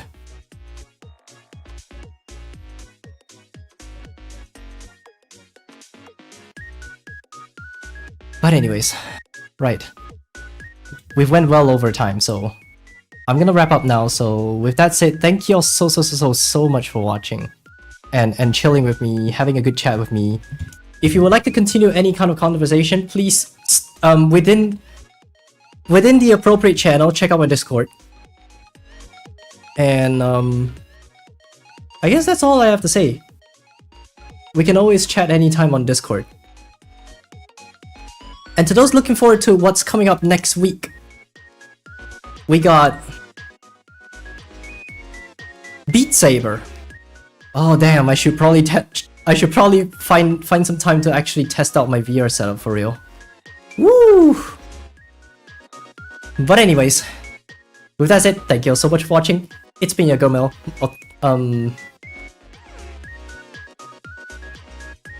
What would it be? Otsumero deshita. There we go. I forgot for a second. Slime beer is a functional product. Ha ha ha. Yeah, I'm gonna go crazy tomorrow. Ha. All right. Have a good night, y'all. See ya. Thank you, Otsumero.